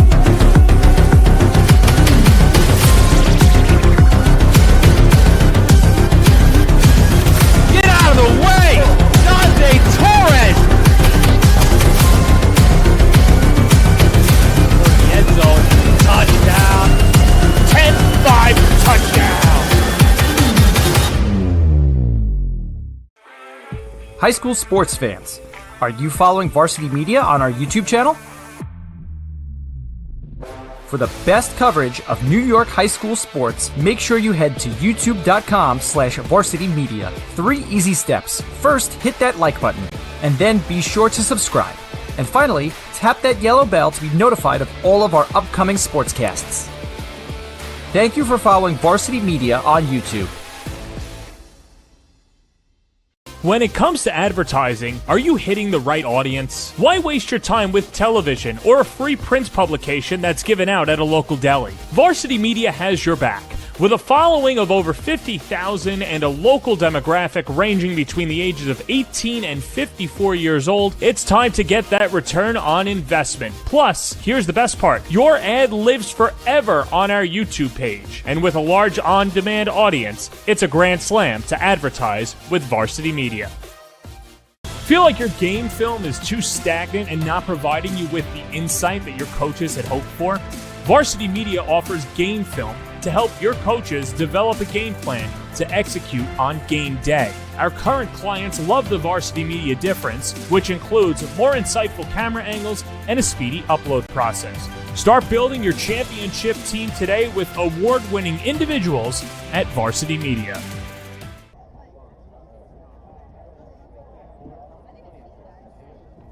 Back here at Gold Star Stadium, it's a 20-10 lead for St. Anthony's on the road, their first road game of the year, as Chaminade looks for their first win of the year. He's Franco Biancamano. I'm John Perez. And Franco, it was a very fun first half. Chaminade and St. Anthony's throwing a couple of haymakers and a classic rivalry on Long Island. Yeah, and I think both teams are playing really, really well, and you can see from the rivalry that's going on here, Chaminade is playing at a different level. Just a few mistakes cost them those 10 points that they really should have had. Yeah, it was a tough break for Chaminade, who was trailing by just a handful of points, just only 3 points, and then a big-time touchdown run. Let's take a look at the numbers as well for both the Friars and the Flyers, and pretty even on the rushing yards. You know, Gary Merrill can run it up with Alfaro, but Chaminade's done a good job there in passing yards. Almost even. This has probably been Granito's best half of football. Yeah, they're doing a great job on both sides. It's who's going to put it together. Who's going to put it together at the end. And defensively, too, we've seen it's just 3 sacks overall, but a ton of TFLs, stops at big times. Gary Merrill able to get a touchdown in there as well, and we'll see that play in just a few moments. As let's take a look at some of the images of the first half in a 0-0 game. Chaminade looking to get on the board, and they drew first blood as Granito to Michael Dietrich finds the end zone. That puts Chaminade up 6-0. Tomlinson kicks the extra point. And look at Dietrich. Jazzed up on rivalry week. Makes it 7-0 Flyers. St. Anthony's would come back, though, and it would be Gary Merrill's newest favorite target, at least this week, Johnny Russo, who's been fantastic so far in this game. 6 receptions, 62 yards, and a touchdown.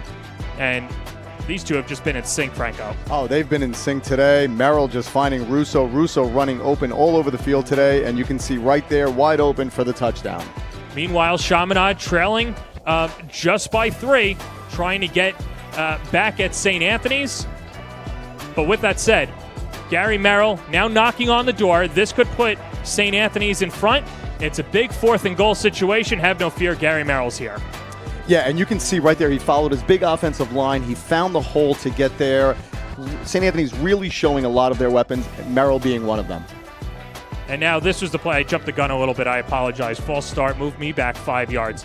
By the way, you had to move this guy back another couple of yards as well, as St. Anthony's returns it all the way to the house. Kevin Moore, only a sophomore, our Speed Island play of the game. This was just a backbreaker for Chaminade and a big adrenaline boost for St. Anthony's. Yeah, and you and I were talking about it. This is the play that differentiates what they were doing. We're able to get there as St. Anthony's with a 20-10 lead here at halftime at Gold Star Stadium. We're a few moments away from the start of the second half, so don't go anywhere. With that said, we've got our food review and our top 10 plays of the week. You're watching the Stretch Flow Game of the Week on the Varsity Media Sports Network.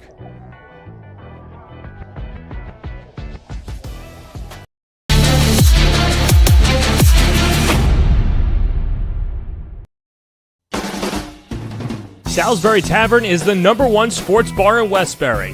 From the moment you walk in, you feel like you're in sports heaven.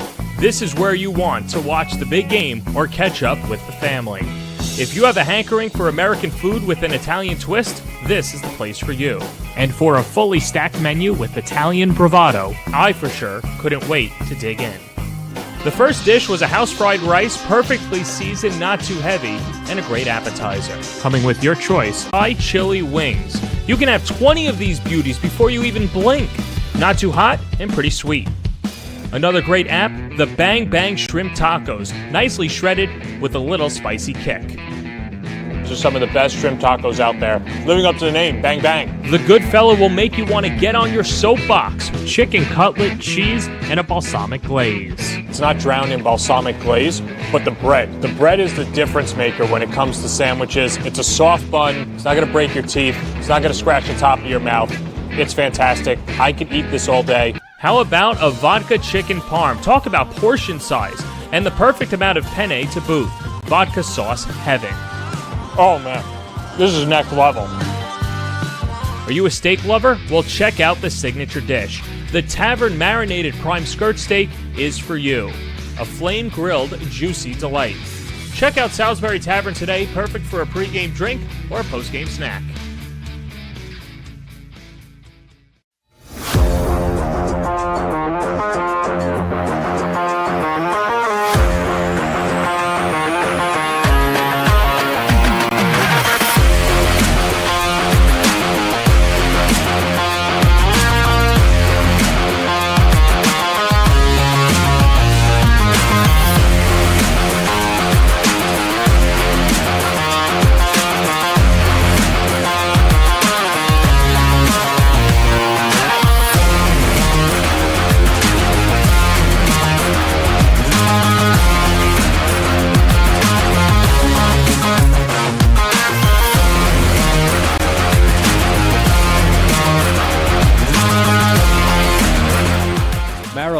Has time.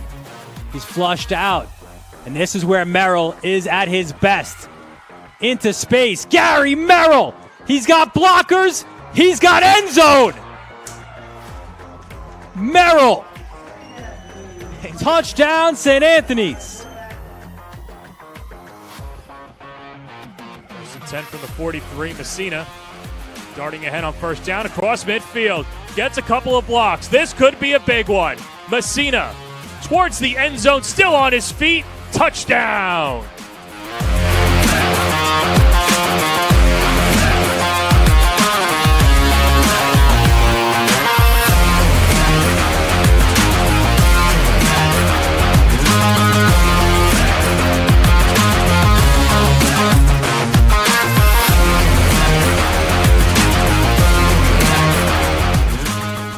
Bassesi blocked! And look at this! A touchdown for the Friars! Dante does it again!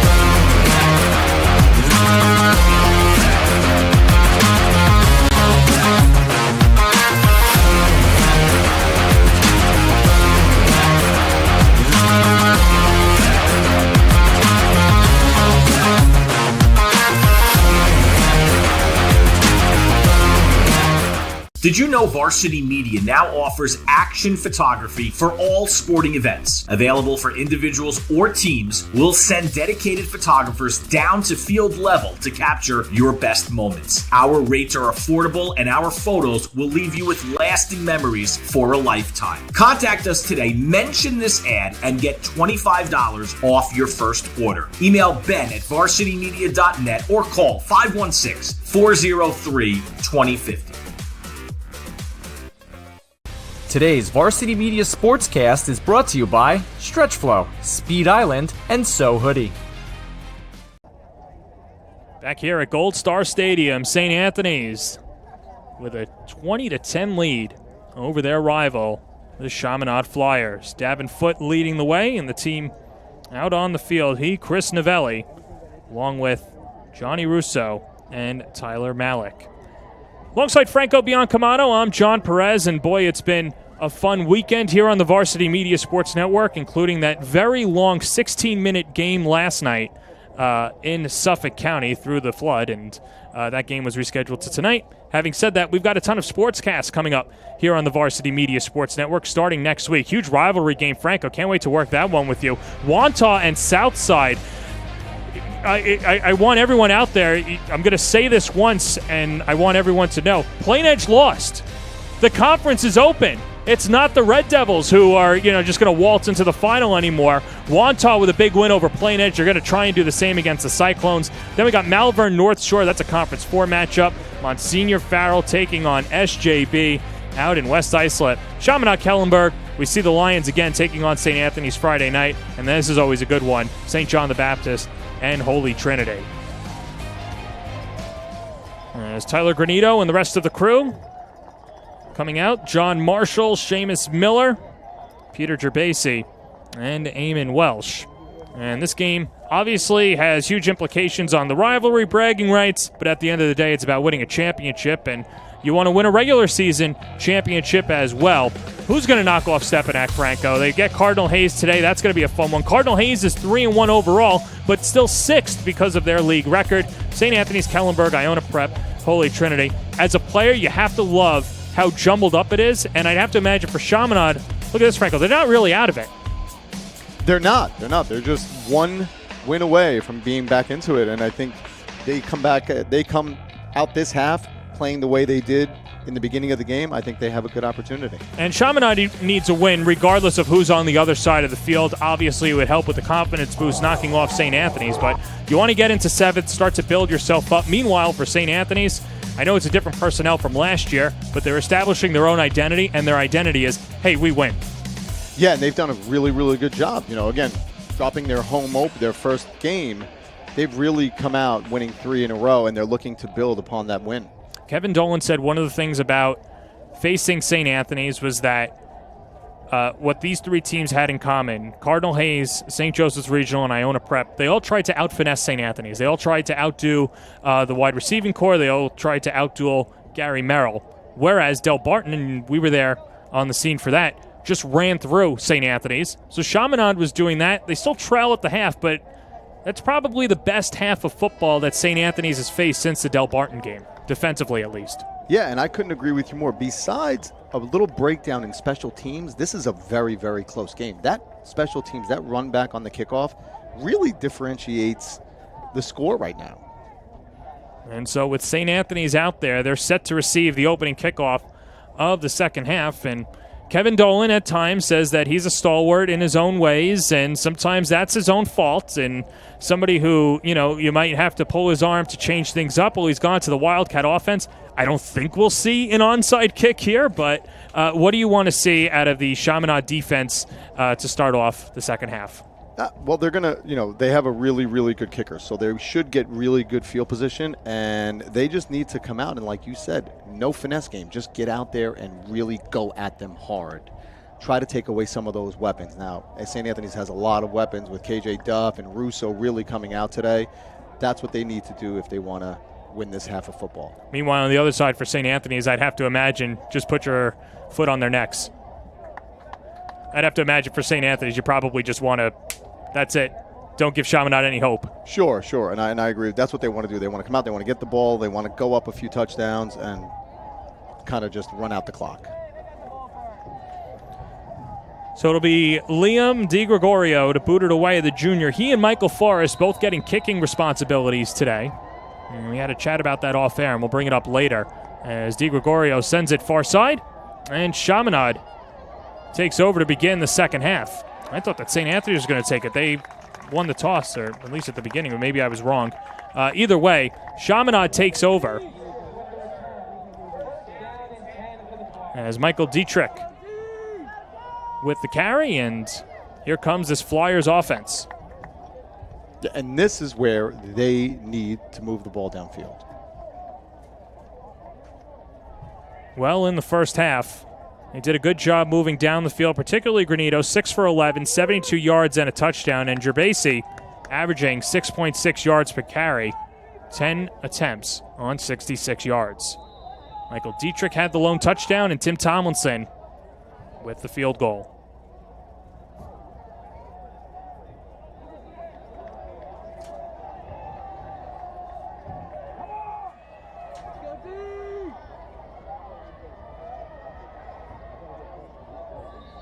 And a whistle and some movement up front on the first play, and as a coach, that'll always drive you crazy. It's a pushback Chaminade 5. Yeah, and you're right. As a coach, that drives you crazy. You don't want to take those. You don't want to make those mistakes right now coming out of the half.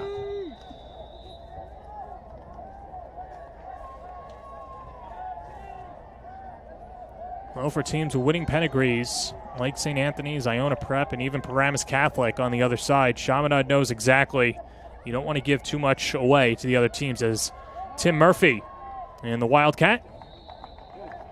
And a gain of 4 as Murphy with the straight keeper. See Tim Murphy and Tim Battaglia step in for Granito's spot and try and mix up the offense and shake things up for the Flyers. You know, with Murphy in playing defense for St. Anthony's, you have to see that and say, hey, they're going to run the ball. And they did a nice job right there, only getting 2 yards, stopping them. Now, it should be noted that Murphy is the backup quarterback, so he can throw it, but they've been 2 straight keepers. So just something to keep an eye on if that's in play in the second half. As Granito back to pass, 2nd and 12, snaps it near side. Dietrich makes the catch. He juggled and held on. Fantastic coverage by Kyle Bolello, but Dietrich playing like a madman in this one as he gets his first pickup of the second half. Yeah, and you can see from the replay right here, takes a step back, nice pattern, and Dietrich right there again, holding on to that ball and gaining some positive yardage.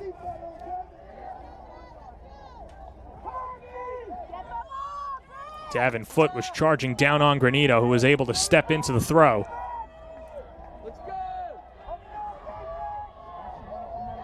And so after the gain of 5, it's 3rd and 7. A minute and a half into the second half.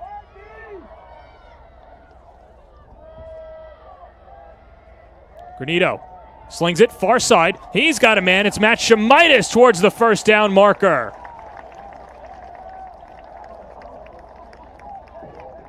Yeah, and you'll see here Granito putting the ball where it needs to be for Chaminade. What a great catch.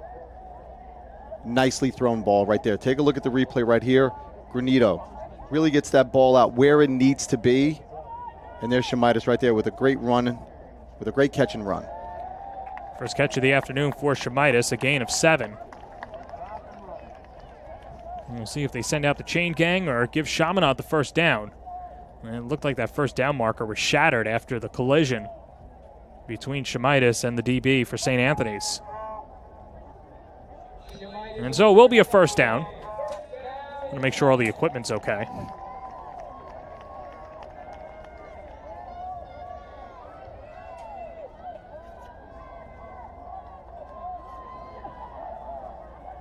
Chaminade in park near side, Gerbasi in the backfield.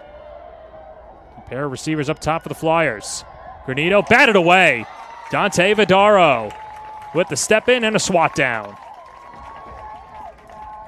Yeah, and as a defensive lineman, Vidaro, great play right there. As a defensive lineman, you want to get up, jump as high as you can to get that ball. He did a great job there knocking that ball down. Very nice. And you can see Carey was right there, right behind him. The two guys I don't want to step in front of. Vidaro last week made his presence felt on special teams and defense. Had an INT and then a touchdown on a punt block.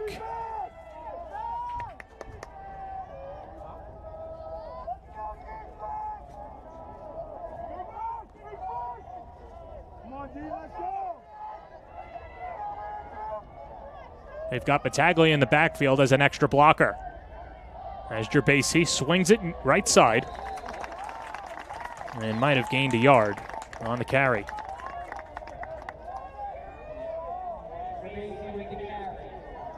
"11 carries for Gerbasi, 67 yards. Yeah, and Gerbasi right now did a nice job right there, staying behind his blockers. Still got a nice long and third down to go.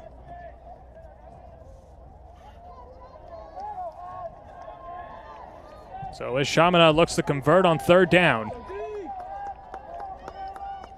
Granito and Gerbasi in the backfield. Back to throw. Lobs it. Near side. Incomplete. Overshot his target in Chaminade. And I think the biggest thing too, Franco, and tell me if I'm wrong, Granito just hasn't developed that touch yet to drop it into his receivers. We saw it with Braz, but that was the one time that Granito was able to do it. Still a work in progress on that part of his game. Yeah, and only by a few yards he's missed. Chaminade was wide open right there. He just has to, like you said, he has to just get that finesse and get that touch in there to get him that ball.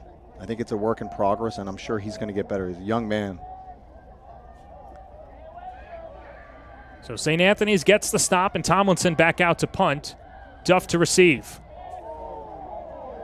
They keep it away from KJ Duff, and takes a prosperous Chaminade bounce as John Carroll stamps on top of it.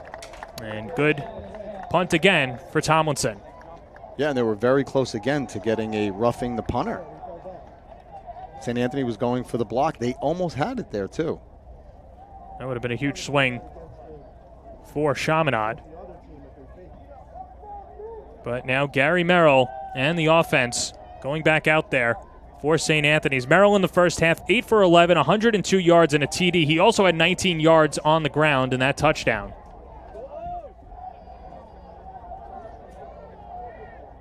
That made it 14-7. And Merrill, the quick hitter to Duff. Duff, 1v1, shakes Hanley, and then is gang tackled at the 30-yard line.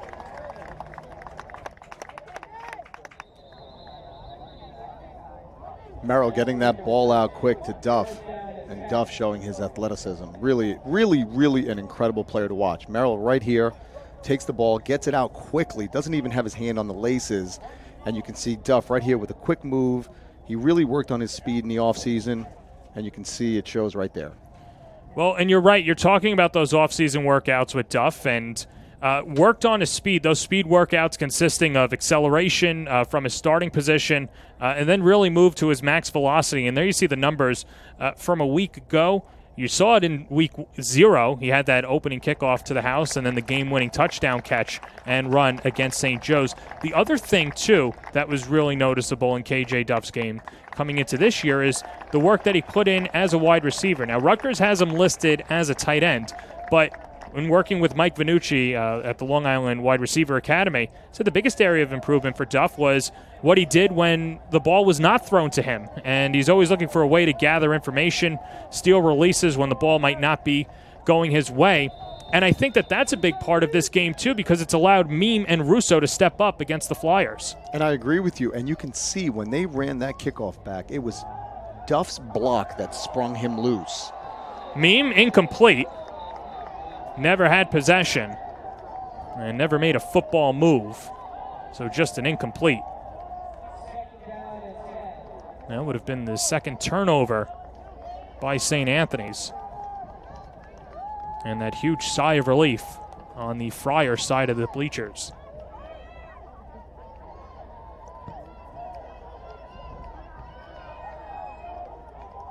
Second and 10 from the 30. Merrill ranging wide. Fires, has Duff. Was he in bounds? No, out of bounds. Yeah, and Merrill, deciding on whether to throw the ball or run the ball, decided to throw the ball just a little too late.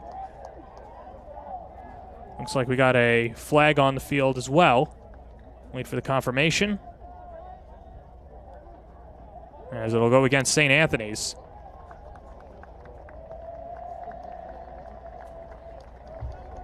Kevin Dolan declining the penalty, and so set up 3rd and 10.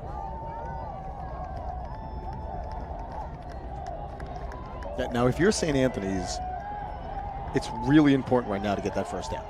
You want to get that first down. You don't want to give Chaminade a chance to come back. Trips receivers up top. Alfaro goes in motion. The pump fake towards Alfaro. They got Duff, and they bring him down. Big time hit. Brian Knapp with the stop on Duff. And here comes the punting unit for St. Anthony's. Yeah, and this was a really, really great play by the defense. They faked the quick pass. As you can see right here from the replay, right here. Merrill fakes the pass, tries to get it over to Duff, and really, really a great play. That's Dean Schmidt. Dean Schmidt did an excellent play there, keeping them from getting that first down.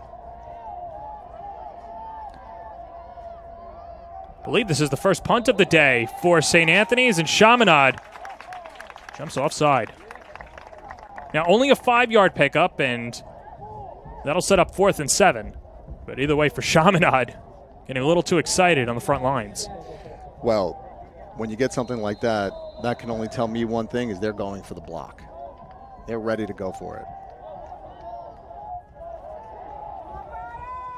We've got Liam Healy, along with Luke Cacciola, Brian Knapp, trying to press in on Forrest. Ball spins near side and goes out of bounds around the 35-yard line.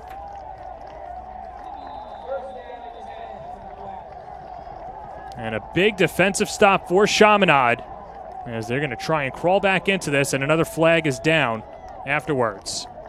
Yeah, and Forrest did a nice job getting that ball off because they were coming for the block. Did a really nice job. Hey, 20 yards is better than a block, right? Looks like this might be offsetting penalties.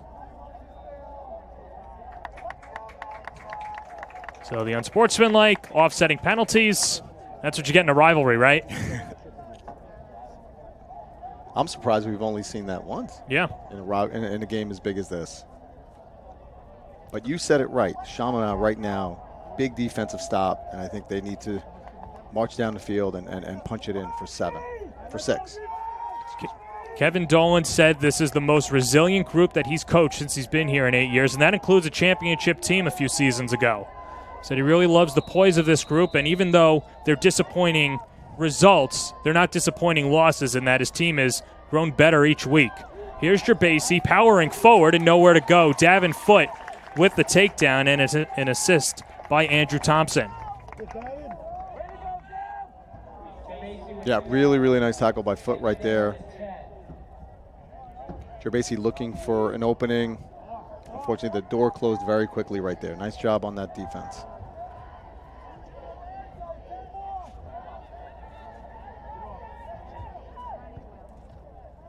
Granito today, 8 for 14, 79 yards and a touchdown.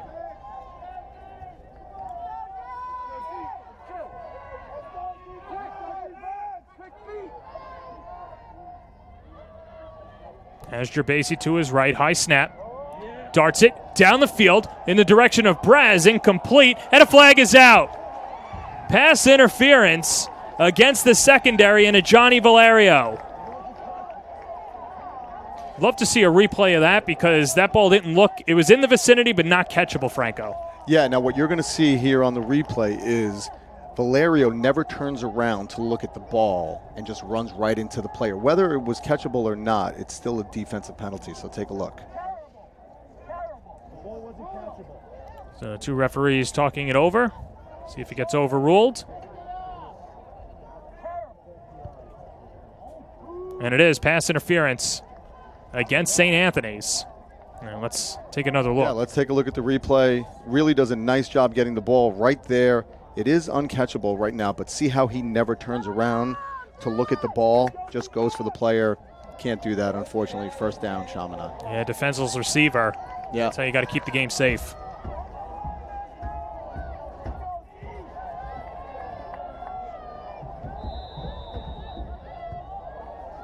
So this gives Chaminade a first down as they set up at midfield.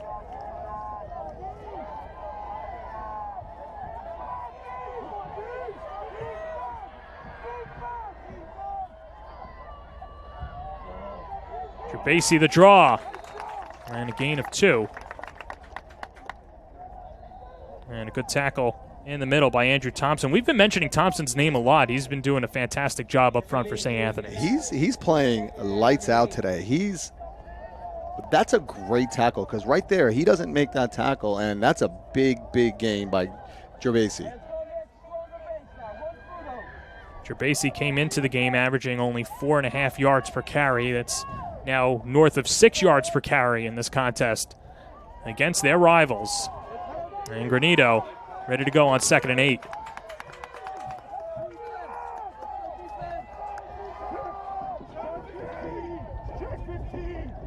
Three receivers up top. Whistle, flag, and encroachment against the Friars. Yeah, we got a big jump on Charzuk. You know, Franco, this is a St. Anthony's team that is normally very disciplined, and we've been seeing penalties rear their ugly heads. Yeah, so you kind of wonder and sit back. Is it the rivalry? Is it the excitement? Is it the importance of this game? Because St. Anthony's is on a 3-game win streak. Chaminade hasn't won a game yet, but this rivalry is that big that sometimes this happens. 2nd and 3. Midway through the 3rd.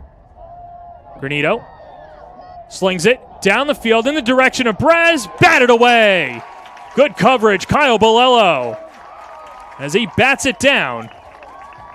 And Bolello, the two-sport athlete and future Brown Bear, with a big stop. Yeah, and take a look at this play. Bolello did a terrific job here because he did have a step on him right here. If you take a look, has a quick step on him, but Bolello did a nice job of getting there and catching up and taking that ball away.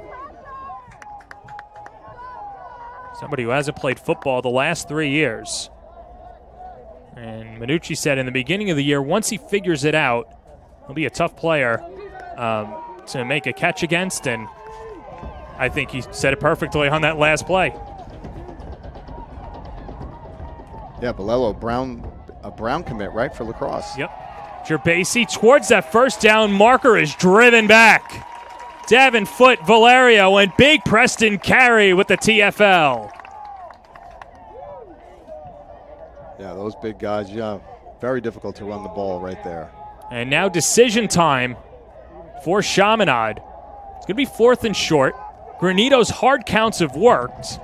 That's something to keep an eye on for. You're not in field goal range. So not exactly the worst field position for Chaminade to concede either if they can't get there. No, I agree with you, and I think you have to go for it. You have to go for it, whether you're going to do a hard count or whether you're really going to go for it. They need this right now. Granito looks to the sideline. He's got Braz and Dietrich up top. In the slot is Carroll near side as he goes up to the line. Granito. Flag. And a delay of game against Chaminade. So they were going to punt the entire time, tried to get them offside, did not work, and this will bring out Tomlinson. Yes, there you go. You were talking about that poise from St. Anthony's. They showed it right there.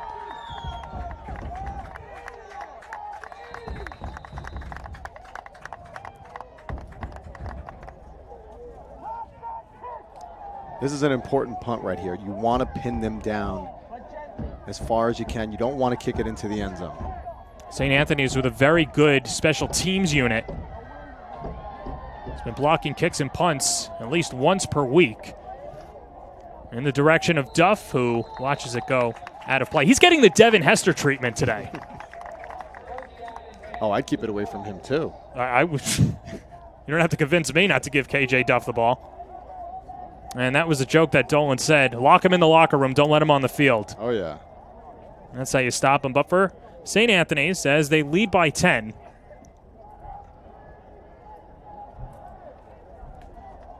You mentioned Dante Valerio getting a good defensive stop, and get to meet him in just a moment as Gary Merrill back out for the Friars. Trips receivers near side. Christian Alfaro gets the give on first down. And is gang tackled after a pickup of 4. Yeah, and Alfaro here, just follow your blocks and try to get as many yards as you can. Now they want to just kind of run out this clock, hopefully punch one more in. But nice job on Alfaro. 60 yards now for Alfaro as they bunch the receivers near side. Quick hitter, Russo, he's got another catch. Russo galloping near side and is leveled. Seamus Miller with the takedown after Russo picks up the first down.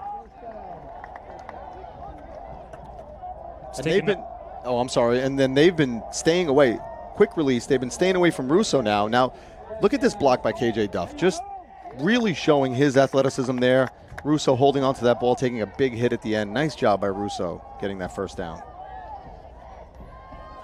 Well, part of that work in the offseason is how to be productive when you don't get the ball. Duff has possession and is brought down. Dean Schmidt in there with Eamon Welsh. Welsh, the senior from Garden City, 8 tackles a week ago. And Welsh, somebody who would have started last year for Chaminade if they didn't have what Kevin Dolan says is the best defensive line group in Chaminade history. That's a big statement, too. 2nd down and 8, 2:30 to go in the third quarter. KJ Duff knocked down. Low tackle by Will Hanley. He's trying to jazz up this defense. And a gain of 3. Yeah, and Hanley did a terrific job right there getting in there to stop. KJ Duff had an opening, and Hanley did a really nice job coming in and making that stop. 3rd down and 4. Merrill back to pass. Still on his feet. And is swallowed up. The Chaminade defense devours the signal caller for the Friars. And 4th down upcoming. Minucci sends out the special teams. Eamon Welsh once again. Take a look at this. Merrill can't find anyone. Great job on the secondary right there for Chaminade. Can't find anybody. Welsh is right there. Still trying to punch out the ball right there. And it's a big stop right now for Chaminade. John, in my opinion, right now, this is the most important punt of the game. And it's a new punter, Luke Azaheim. Let's take the punt. And a flag for the whistle and a false start. It's a close penalty there, Franco. Yeah, and we have to see who this penalty is on, but I'll tell you right now, they were coming. They were coming for that block, and it was very, very close.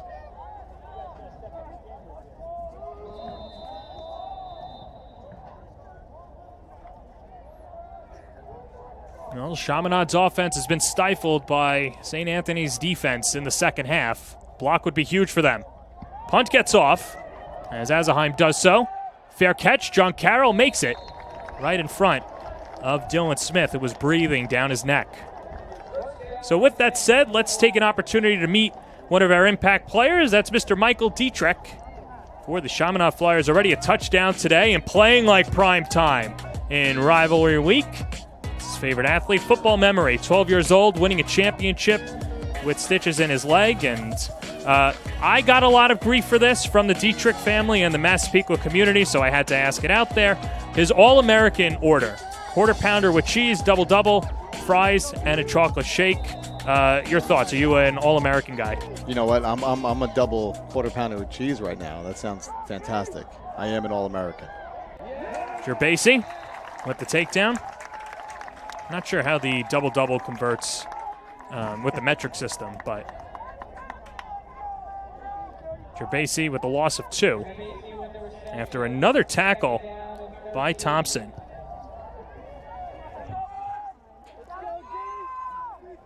Thompson now with 4 tackles for a loss today. Yeah, and Thompson's really stepping it up right there. He's just the unsung hero of that defense, just in there on making those plays. And that'll do it for the third quarter. We start the fourth quarter how the second half began. St. Anthony's with a 20-10 lead as Chaminade looks to break through.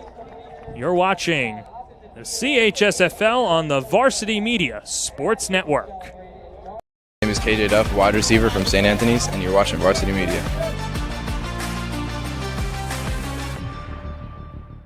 Varsity Media is the most beloved high school sports network in New York, but don't take it from us. I like how Varsity Media, I'm able to watch the game on YouTube after, and then commentators, all the highlights. It's cool to see myself almost on TV. I like how Varsity Media is so professional. What I love about Varsity Media is hearing Coach Hungerford announce games. Mr. Rooney's my favorite.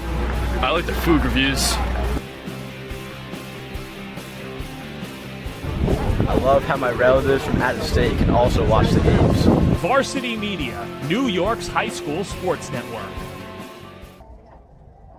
We start the fourth quarter, St. Anthony's with a 10-point edge over Chaminade. Alongside Franco Biancamano, I'm John Perez. This has been a fun one today.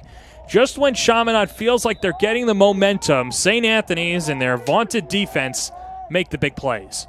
Yeah, and you can see it. I mean, it's been a really, really fun game today to watch, and I feel like it's gonna come down to the wire, John. I really do think so. It's got the feelings of that. 2nd and 13. And another flag up front.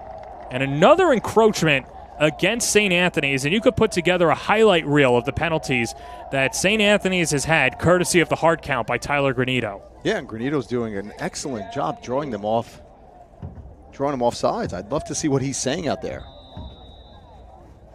He's probably telling them, don't jump, don't jump. Did you see that viral clip of Aaron Rodgers? It came out the other day from Hard Knocks, and it was, I forgot who the Jets were scrimmaging, but they showed blitz, and he pointed right at the linebacker, and he's like, you're not coming here. You're not. And he didn't. So, Rodgers read the play pretty openly. That might have been the best contribution that Rodgers has had in white and green. We'll have to wait until another season. But now on 2nd and 8, they give Bears territory. Well, he's one of the best to do it, and I'm sure we have a lot of Jet fans right now that are listening, saying, let's not bring up Aaron Rodgers. Well, right, yeah, that's probably what they're saying. They're probably saying some other 4-letter words under their mouth, and either way, Granito out of Central Casting, a little Broadway Granito in him, or I guess Jericho Turnpike Tyler. I'll work on the nickname, but the Flyers looking for the upset, trailing by 2 scores, and they've got 3rd and 6. Forward progress might give them the first down. And it looks like it does. Really, really powerful run right there. Well, you were talking about Granito, and it's funny because he really prides himself on his IQ. And there you go, right there. Look at this great push right there. Keeping his legs moving. Nice job right there by Gerbasi. And right there by Atler. Wyatt Atler just blocking. Great job.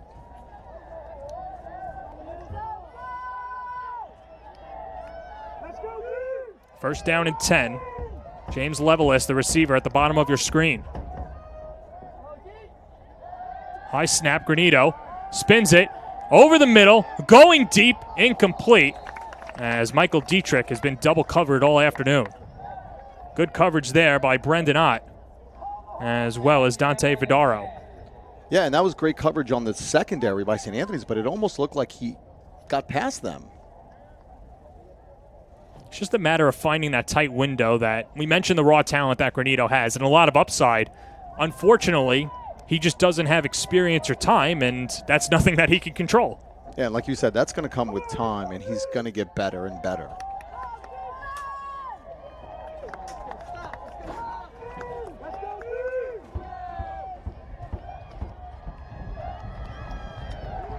Couple receivers both sides. Granito to Gerbasi on the carry as he picks up 2. Seeing a steady diet of runs by Gerbasi today. And I'll tell you what, big shoes to fill for Jack Tully, and Gerbasi has certainly done so today. He's done a great job, and kudos to Chaminade by not getting away from their run game, sticking to it and giving Gerbasi the carries to try to get that run game established.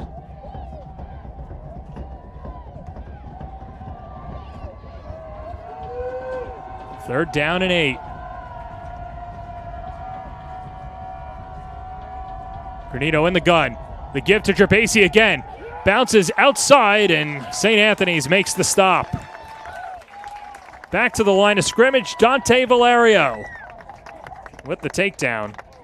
And we've spoken about Dante Valerio being around the football. And with that said, let's meet Mr. Valerio as well, our spotlight player. He's already got his Halloween costume picked out. Spider-Man, can't go wrong with that. Best pizza spot on Long Island. I haven't been to this one, so next time I go to Port Jefferson, I have to go to Colecio out in Port Jeff. Funniest teammate is Henry Gibbons, and his go-to karaoke song, 1,000 Miles by Vanessa Carlton. I see that you both have the same karaoke song. we absolutely do. And what a great song. That's why he's become one of my favorite players on that St. Anthony's defense. Granito trying to make his way downtown as Chaminade goes for it on 4th down, sips it over the middle, incomplete. The rush was coming, and the pass intended for Tim Battaglia, and a turnover on downs. Yeah, nice secondary work right there by St. Anthony's, keeping all their receivers covered. Granito getting out, just couldn't find that open receiver.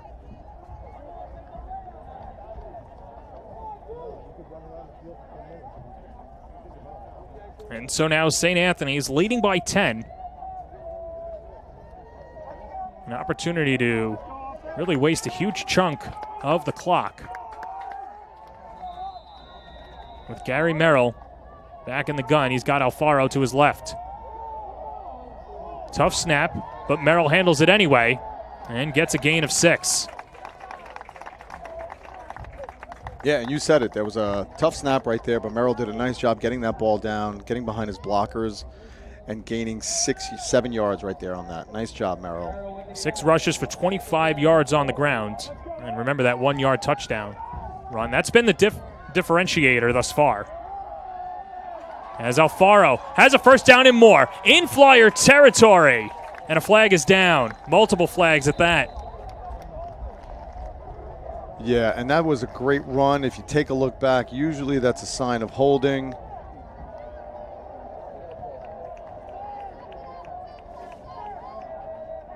This will be one of those games where we still don't know the result, but I'd have to imagine that Minucci's going to have, and the rest of the coaching staff is going to have a talking to that they probably haven't brought up in a while, and a lot of mental errors and a lot of self-inflicted wounds for the Friars.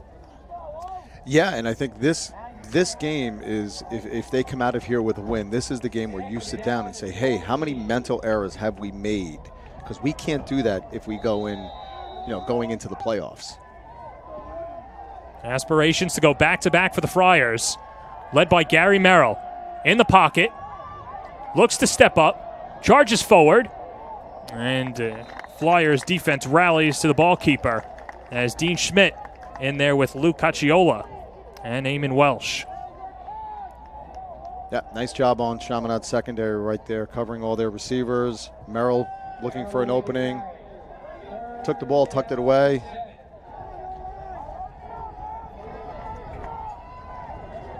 Chaminade looking for the stop. It's 3rd and 7. Under 8 minutes to play in the 4th quarter. St. Anthony's with a 10-point lead on the road. First road game of the year. Quick hitter near side. Means got it. Shakes one tackler and then is driven down.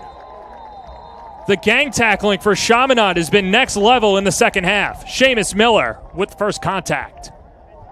Yeah, and again, Miller stepping up and doing what he does best. Take a look at this replay right here. He gets the ball, and look at this. Look at this swarm of players from Chaminade pushing him back. 4th tackle of the day for Miller, as St. Anthony's is going to go for it on 4th down. Merrill might be trying to catch Chaminade offside. Never mind, he takes the snap. Still on his feet. And then is delivered down. Dean Schmidt had the first contact. And he was brought down by Will Hanley and Eamon Welsh. And a turnover on down. Great field position for Chaminade. We'll take another look, Franco. Yeah, take a look at Dean Smith running right in there. He couldn't be blocked right there, and that was the point. Right there, he stopped him. This is a big stop right here for Chaminade. You know what? Brian Knapp, wearing number 27 in red, he had the big takedown. And Knapp, fantastic job to get the turnover on downs. So the defense holding up their end of the bargain. Chaminade's got to put points on the board as Granito goes back out there. They're going to need a touchdown and a field goal. And with all of their timeouts and 7 minutes remaining, Chaminade takes over. Granito on first down. Flips it down the field. Far side. He's got a man. John Carroll makes the catch. Big time pickup. Granito to Carroll. And the Flyers in the red zone. What a great job by Granito right here. Look at standing in the pocket right there, throwing it up, and this is a great job by Carroll. Carroll finding the ball over his shoulder and making a great catch. John Carroll, that two-sport athlete, known for his pitching prowess, but probably made the biggest catch so far for the Flyers. 6.5 to go. Dietrich in motion. Granito zips it. Near side, tipped and incomplete. Dante Vidaro got a hand on it and almost held up long enough for the INT. Yeah, Granito got lucky on that one. Threw it into a tight window right there. St. Anthony's did a great job right there. Granito got away with this one. Take a look. 3 defenders right there. Nice coverage right there by St. Anthony's Ott, number 15. Brendan Ott's been very underrated in this game. 23 total tackles coming into this contest. He also a baseball player like Carroll. For those of you watching at home, they're keeping time on the field. So this is just a rough estimate, but 6.5 minutes to go in regulation. Chaminade needs a score. On second down, Granito faces the rush. Back towards the end zone, incomplete. Miscommunication between he and Peter Braz sets up 3rd and long. Yeah, a little miscommunication there, and you start to wonder, is this where that little bit of experience comes into play a little bit? He just misread the route right there. But like you and I discussed, we need to get some points on the board right now, and if they don't get it, I think they will go for the 3. And with the way their defense is playing as well, it is a tall task, but not something that they haven't been able to do all afternoon and stop the St. Anthony's Friars. 3rd and 10.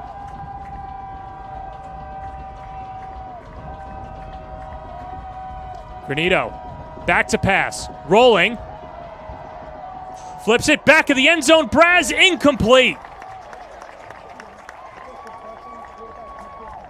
Chaminade wanted a penalty. Granito threw it a little too far. And out comes Tomlinson. Yeah, take a look at this replay. Granito right here has a big open window. He could have ran it. He decided to throw it and just a little overthrew it for Braz.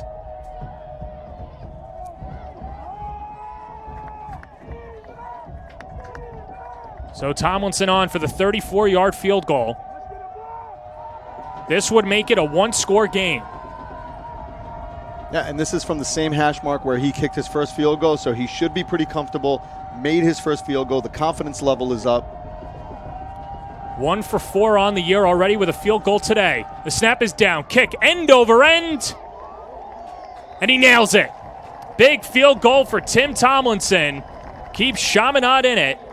And Franco, how about a guy that didn't make a field goal all year? Certainly has the boot, and he's got a pair today. The first field goal was a confidence builder. That field goal right there would have been good from 50. He really, really got a hold of that. Great job. I mean, if it does come down to a field goal, he's the kicker you want on your team. Great job. Nice job.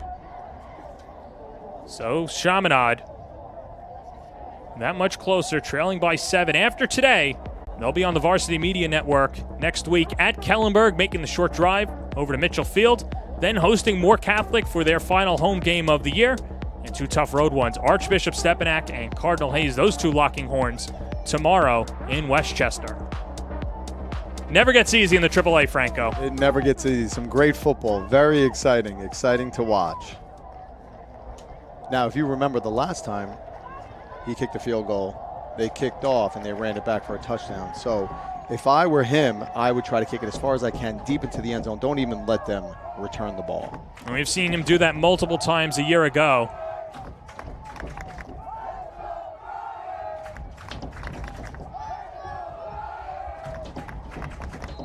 The chant is for the road team. Tomlinson and his team looking for the comeback. As it's Duff and Moore. Duff makes the catch in the end zone, and it's a touchback. So right on cue, Franco. Tomlinson does his job. And now here comes the offense for St. Anthony's. And you mentioned it before. Their defense is playing really good football right now. So if they can get another stop, this could be a really close game today. So in the huddle, St. Anthony's. If this score were to hold, this would be the fewest points that they've scored this season. They were second in the league in points scored, only behind Cardinal Hayes. 52 points against the Cardinals a couple of weeks ago, and then 44 last week against Iona Prep. Sandwiched in between that was the 42-34 win over St. Joseph Montvale. But it's their rivals that have him on the ropes, and Gary Merrill back in the gun. The first give is to Alfaro, and he sweeps it far side and is brought down. Will Hanley in there with Danny Landrum for the loss of 2. Yeah, a nice job again on Chaminade's defense right there. My question to you, John, is where is KJ Duff? Why aren't you getting him the ball? Averaging 120 yards a game. Yeah, Duff in the slot. Sandwich between Russo and Meme. Still on his feet, scrambling and brought down. Not before a pickup of 6. As Declan Traynor, who Kevin Dolan says has been the best defensive player in practice over the last week. Yeah, that was a really nice job by Kevin Traynor, getting there, stopping them, stopping Merrill, who's been great on his feet today. Merrill responsible for 5 touchdowns a week ago, as the Flyers tell their fans to get up. 3rd and 5, here's Merrill. Back to pass, dumps it over, batted away, Eamon Welsh. And John, this is where the rivalry gets exciting, right here. Merrill tried to dump that off right there. Couldn't get over the big defender. Right here, take a look. Russo, the intended receiver. Welsh, 6'2", 220 of pure muscle, and on that play, some verticality. And the punting unit out there, it's Luke Asselheim again.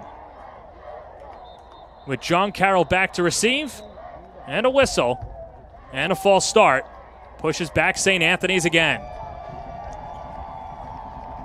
Crucial, John, crucial play right here for St. Anthony. They need to get this ball off. 6 penalties for 40 yards today, Franco. Yeah, and in my opinion right now, they're coming. Almost get to the punter as Carroll makes the fair catch through a slew of defenders. So St. Anthony's against the ropes, and their defense will have to step up before they take on the Christ the King Royals on the road next week. And then Varsity Media will have their next 2 games. First at home against Monsignor Faro Friday night at Cy Donnelly Field, and then at Holy Trinity, the upstart Titans this year. Doing a great job under Chris Hardart, thrown into the fire. They currently sit in 5th place, but tied for 2nd, 2-2, 1-1 on the year. Now, if you're Chaminade right now, look at this field position. You're excited. Let's get the ball moving. Let's throw the ball. St. Anthony's defense really needs to come up with a stop. 1st and 10 from the 44. Gerbasi, the draw on 1st down, gobbled up. Big hit, Sam Cook, 8 tackles a week ago as he knocks down Gerbasi on 1st down. Yeah, nice job by Sam Cook there. Bardario getting in on that tackle. Nice job on the defense right there.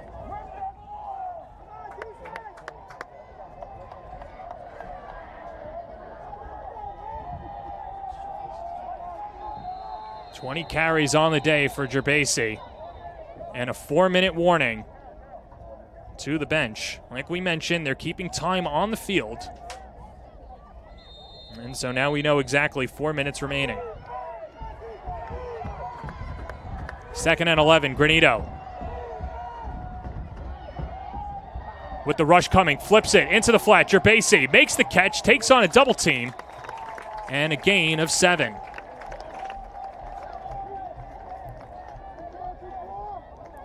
Yeah, Granito right here, just finding that open space, getting the ball to his reliable Gerbasi running back, putting them in a position to gain a first down here.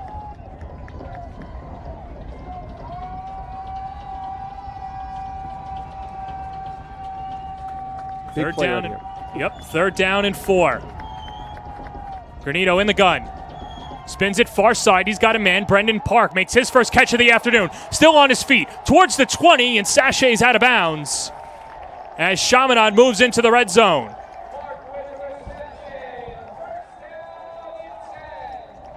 Yeah, and let's take a look at this replay right here.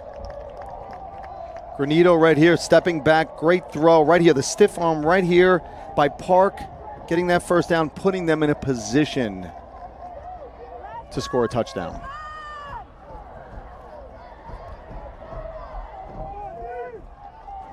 That stops the clock as well. 3:07 to go in regulation.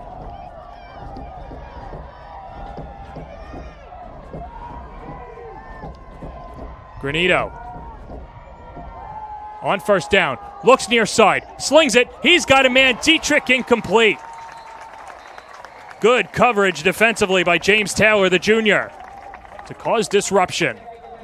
Yeah, and you don't see that from Dietrich today. Really doesn't drop balls like that. That was a nice thrown ball.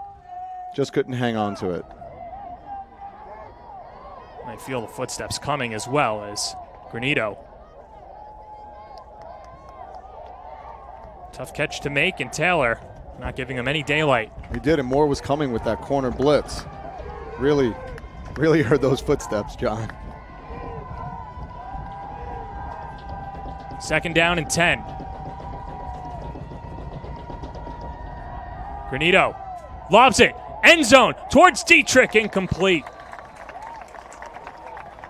So Chaminade taking a few deep spots, a few deep shots. What are you seeing out of the St. Anthony's secondary that Chaminade is just airing it out?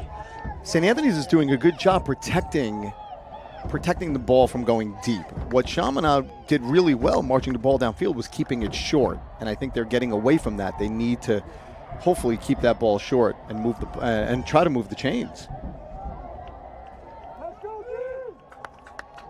Chaminade has all 3 of their timeouts.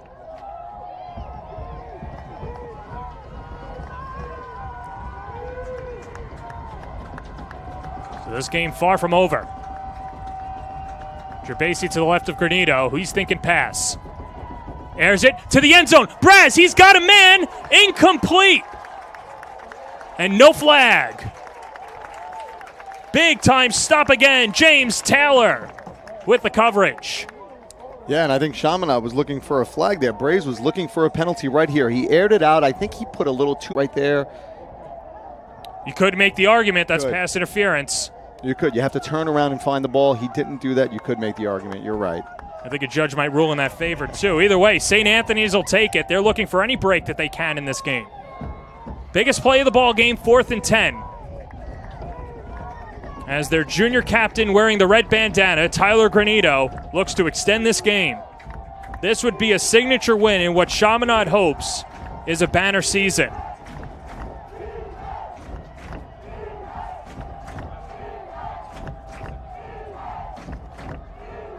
Granito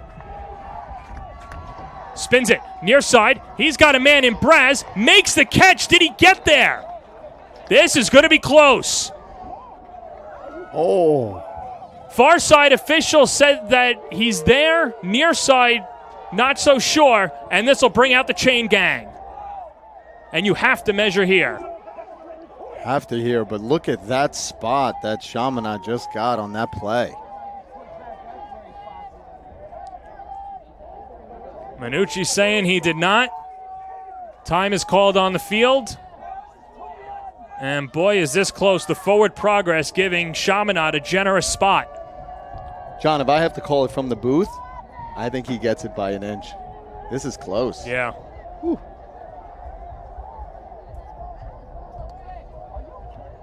Can cut the tension with a knife.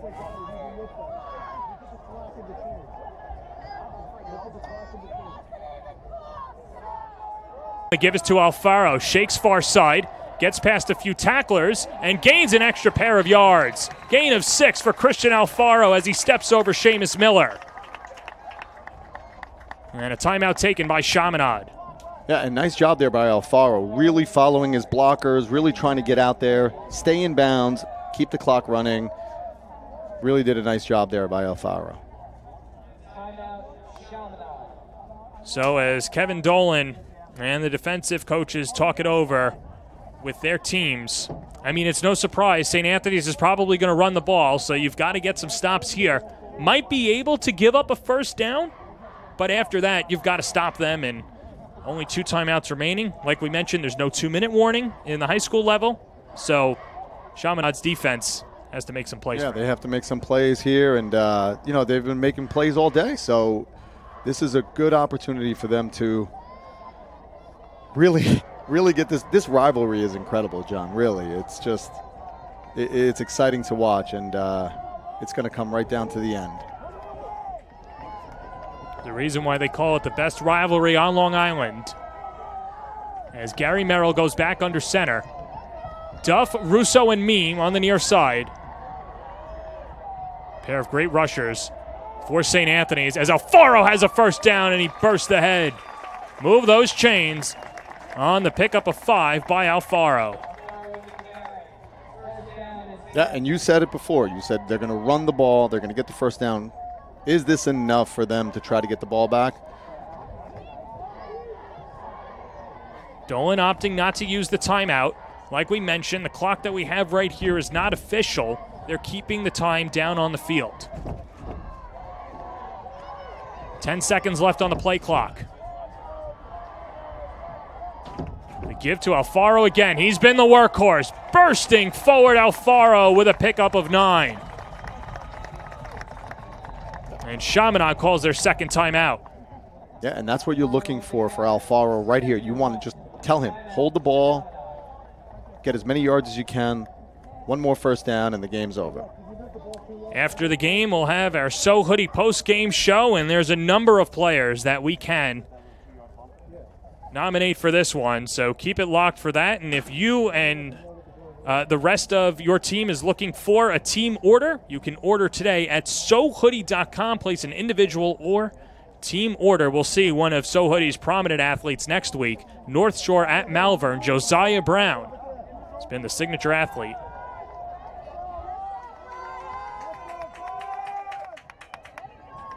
And we'll see who wears the So Hoodie at the end of the game. 2nd down and 1. This could be the game. Gary Merrill to Christian Alfaro in the backfield. And Alfaro skips ahead, has the first down, and brought down as Chaminade trying to punch it loose. And the Flyers taking their last time out, and that should do it, Franco. Yeah, and take a look at this replay. St. Anthony's offensive line is really doing a great job pushing the defensive linemen forward, and just enough to gain the first down. And Alfaro is really, really doing a nice job holding on to the ball. Well, after today, we go to the public school. Wantagh at Southside. That's going to be a fun one. Dylan Martini against Jack Lazito, Owen West, and the gang for the Cyclones, hoping to have their banner year as well. They've all been up since their sophomore year.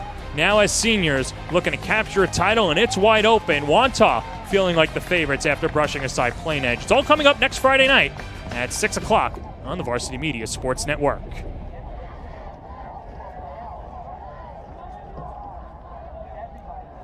Under 2 minutes to play. Chaminade doesn't have any timeouts left.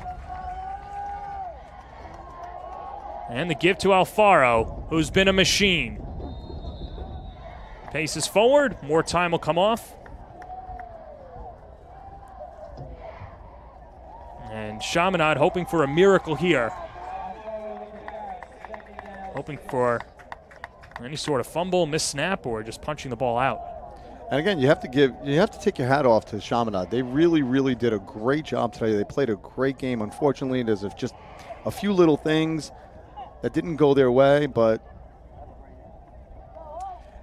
it's been a fun one. Meanwhile, for St. Anthony's, it wasn't pretty, but could still be a victory, and they didn't need to go to their big weapons in Duff and Braden Meem, and Gary Merrill has been held under control, but has been fantastic, and so as Alfaro gets back to the line of scrimmage,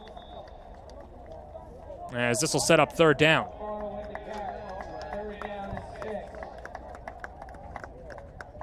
So if you're doing the math, and if the time on the scoreboard is correct, Chaminade gets a stop. Could be that, but I think St. Anthony's knows that it's over, and that should just about do it. Victory formation for the Friars, as they'll pick up their 4th win of the year. St. Anthony's, for the 3rd straight year, will be 4-1 as they win it 20-13 at Gold Star Stadium and knock off their rivals Chaminade. Gary Merrill with a touchdown. Johnny Russo, it was the coming out party for him, and a big defensive stops at times by James Taylor and Andrew Thompson. Wasn't pretty. St. Anthony's will take the victory. Good win for the Friars on the road. It was a great game. Big win for St. Anthony's on the road. You're right, Chaminade almost came out. Again, we talked about it, you and I, before, and we talked about it at the break. Just a few little things here that could have really put them ahead, but they played a great game, and I think they have something to look forward to for the rest of the season.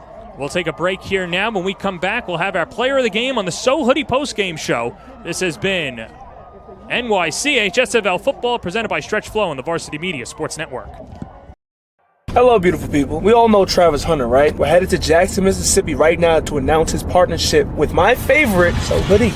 All of my OG subscribers already know about those hoods that I usually wear in all my videos. But if you're new here, it's called a So Hoodie. Basically, how it started was with athletes wearing towels on their head. No different from the innovation of a single arm sleeve or a leg sleeve. Boom! Take that towel off and throw a hood on. You could do something calm and just have the blank color to match your team uniform. Or you and a gang could place a team order to have the school logo on the side of it. And it's not just for players. The fans need some drip too. Y'all know I got my Iwiwi hoods up there and some other cool collabs, including this collab we're doing with Travis Hunter. So go check out the link in my description, and when you're ready to check out, go ahead and use promo code HA15. Hey everyone, I'm Kyle Collier. I'm the owner of Stretch Flow and the developer of the Stretch Flow system.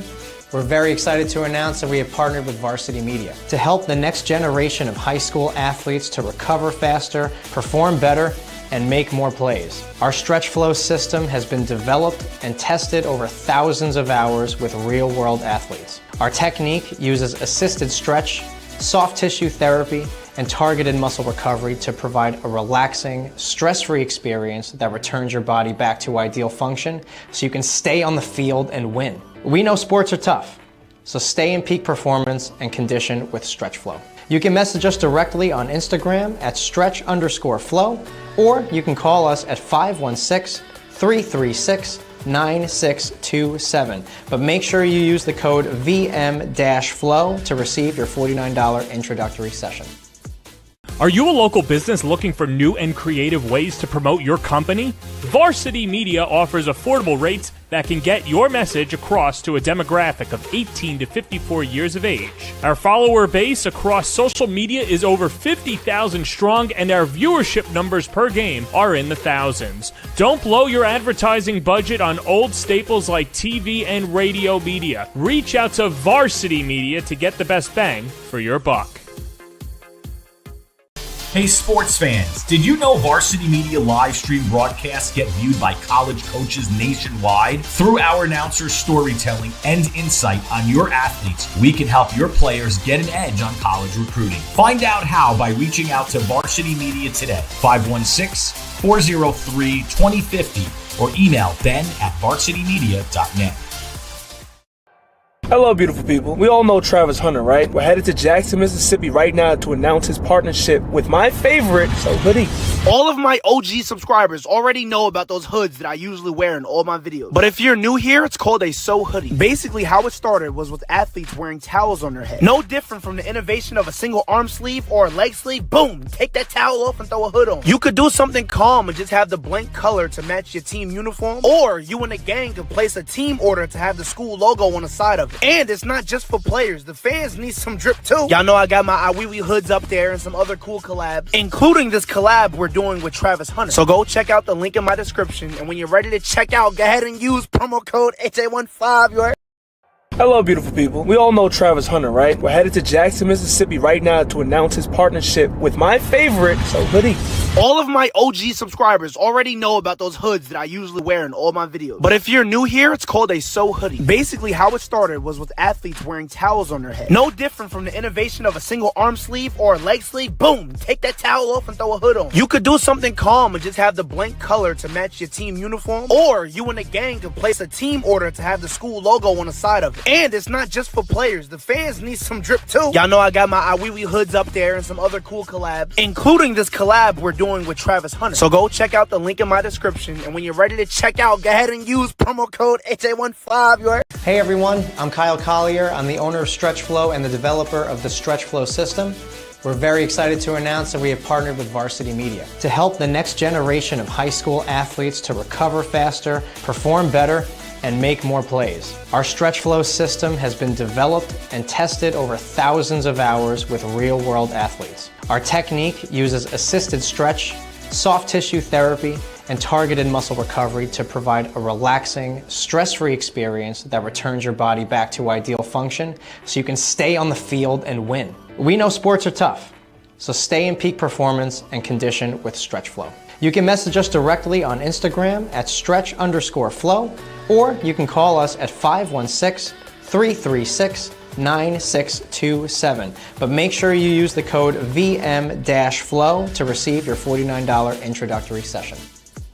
Are you a local business looking for new and creative ways to promote your company? Varsity Media offers affordable rates that can get your message across to a demographic of 18 to 54 years of age. Our follower base across social media is over 50,000 strong, and our viewership numbers per game are in the thousands. Don't blow your advertising budget on old staples like TV and radio media. Reach out to Varsity Media to get the best bang for your buck. Back here on the So Hoodie postgame show, I'm joined by our player of the game, Christian Alfaro. 15 carries, 90 yards, 90 important yards. Christian, what was the difference in the second half for you guys to get the victory? Difference in the second half was that this was still a big game to play. Like, we weren't up by that much. So we really had to come out harder than the first half and really just try and put up numbers and keep going to win this game. What does it say about this team that has title aspirations that it might not always be pretty, but it still comes out to the result you want? No matter what, we're going to keep going. Doesn't matter what team it is, how good they are. We're always going to keep coming out hard.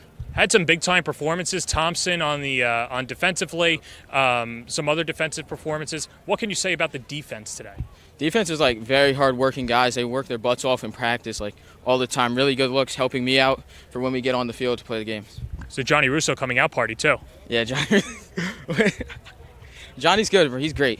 Sophomore, starting varsity, he's really good. All right. He's putting on numbers. All right, so with that said, it's the So Hoodie postgame show. So because of that, you are the So Hoodie player of the game. You get your free So Hoodie right here. We'll have you pop that on right now. Christian Alfaro, our So Hoodie player of the game. Sick, bro. I'm going to wear this with the black uniform. There you go. So if you're looking for a team or individual order, you can place them now at sohoodie.com. Christian, thanks for the time. Thank you. That's Christian Alfaro. I'm John Perez. That'll do it for our coverage here on the Varsity Media Sports Network. For Dan Acevedo, Travis DeLuise on the camera, Ben Turchin, our executive producer. Chris Sweeney is the TD. For Franco Biancamato and Joe Walsh on stats, this is John Perez saying so long from Gold Star Stadium. This has been a presentation of Varsity Media's Game Time.